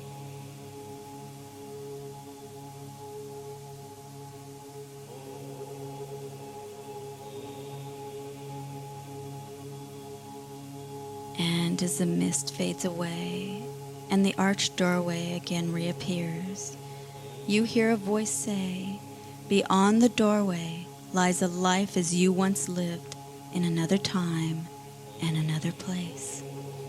An incarnation currently affecting your present life. And when you step through the doorway, you once again enter that life. So go ahead. The mist is clearing. Walk to the door and step out into your past. Step out into an important situation in another time and another place."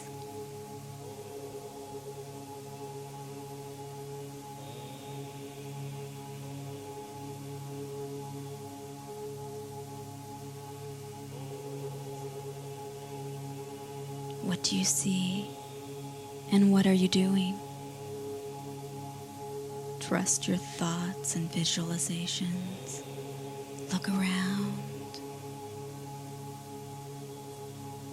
Perceive the environment, the situation, and look down at your shoes. What are you wearing on your feet? Examine your attire. Are you male or female?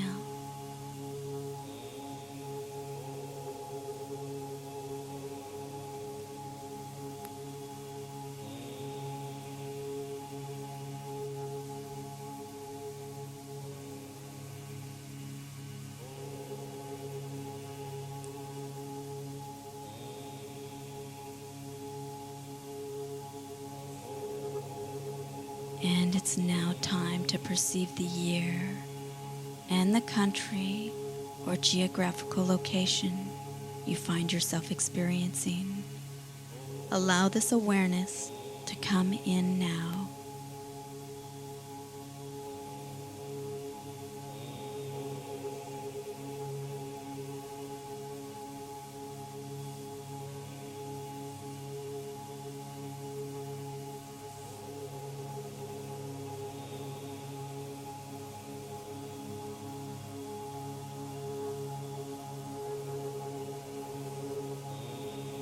All right. It's time for you to explore this lifetime all on your own. Perceive memories that will provide you with a dharmic overview of the lifetime. Trust your thoughts, feelings, impressions, and allow them to come in now.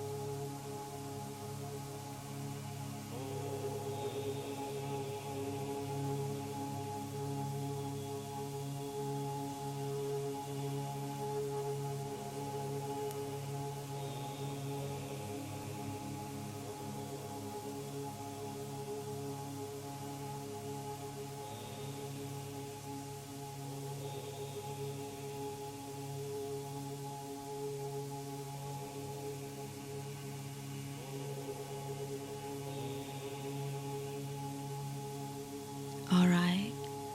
It's now time to become aware of any gifts, talents, or lessons relating to this lifetime you are now exploring. Trust, perceive. What are the wonderful things?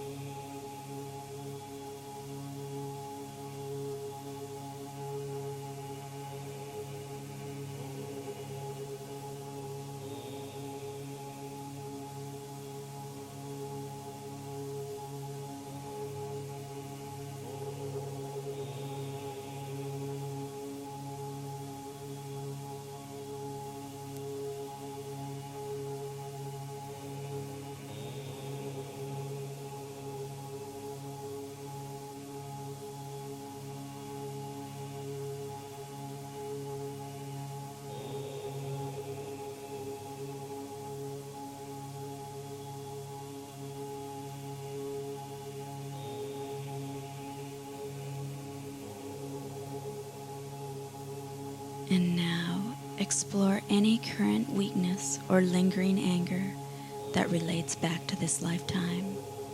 Go to the source and review it so that you can release it. Do this.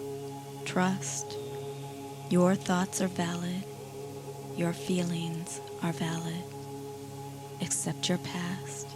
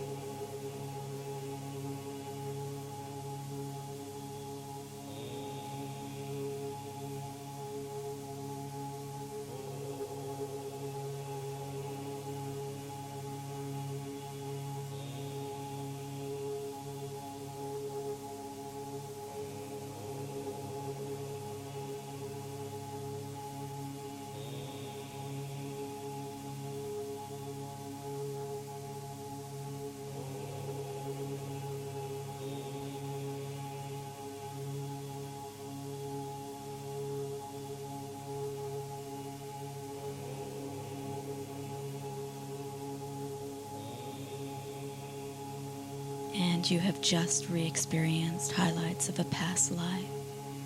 And you will carry this awareness with you back into the meditation temple, back into the mist, surrounded by the mist, lying upon the settee, looking up at the sky, lying upon the settee, looking up at the sky. And as the mist clears, you perceive the intense blue sky, and you are back in the meditation temple, relaxed and at ease, and ready to explore how this lifetime is affecting your current life. So trust the first impressions that come into your mind. Explore the gifts and the negative aspects. How is this past life affecting your current life? Be clear about how the past has influenced the present.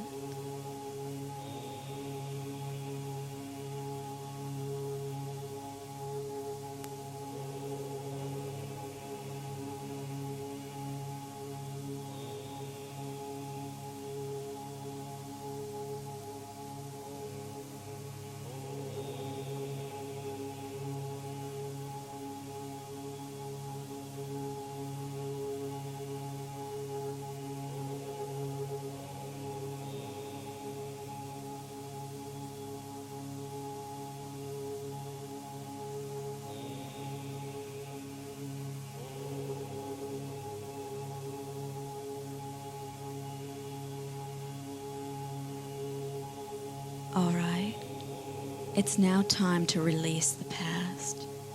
You absolutely have the power and ability to release undesirable aspects of your past. Wisdom erases karma. And the first and most important question is, have you learned your lessons so you can free yourself? If so, you'll need to forgive yourself. Self-forgiveness releases karma. But to truly forgive yourself, you must know on every level of your body and mind that you will never ever forget the lessons again. So consider this and trust your wisdom within. How do you, once and for all, release the past? Can you forgive yourself? If you can't yet do this, there may be some form of symbolic restitution or social service that you can perform to help yourself release the past. Meditate upon this now.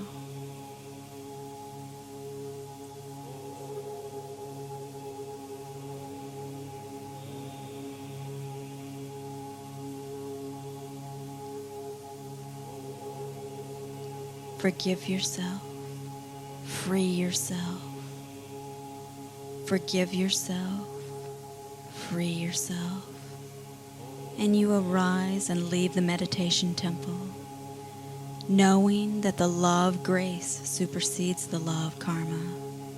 Karma can be experienced to the letter of the law or in mercy and grace.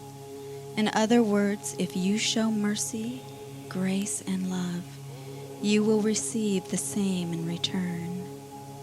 If you show mercy, grace, and love in your life, you will receive the same in return.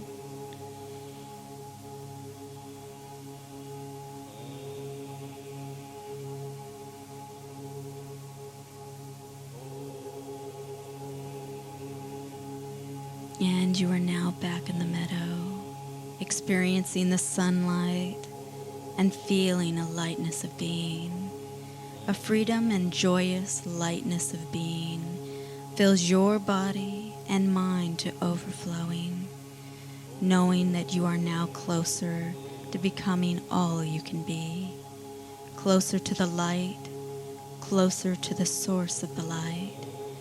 And you will carry this joyous lightness back into your daily life, back with you as you awaken on the count of 5, at peace with yourself, the world, and everyone in it.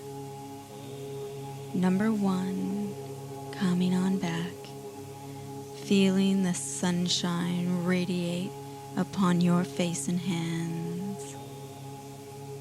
Number 2, sense an expanding spiritual light within. Number 3, coming on up, at peace with all life and remembering everything. Number 4, coming on up, recalling the situation and the room. And number 5, wide awake, open your eyes and feel good. Number 5, wide awake.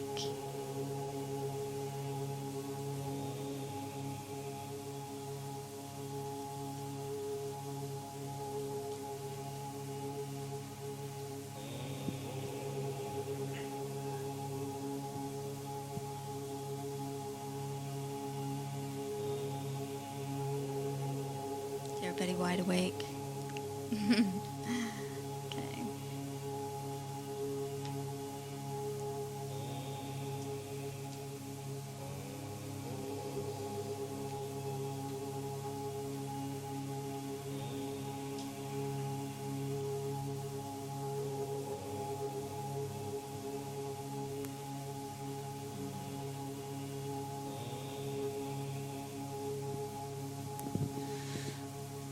Okay. I wish we could go on. I feel very rushed here at this point, but I know they want us to end up in the room for the recordings and for, I guess, that which will come after. So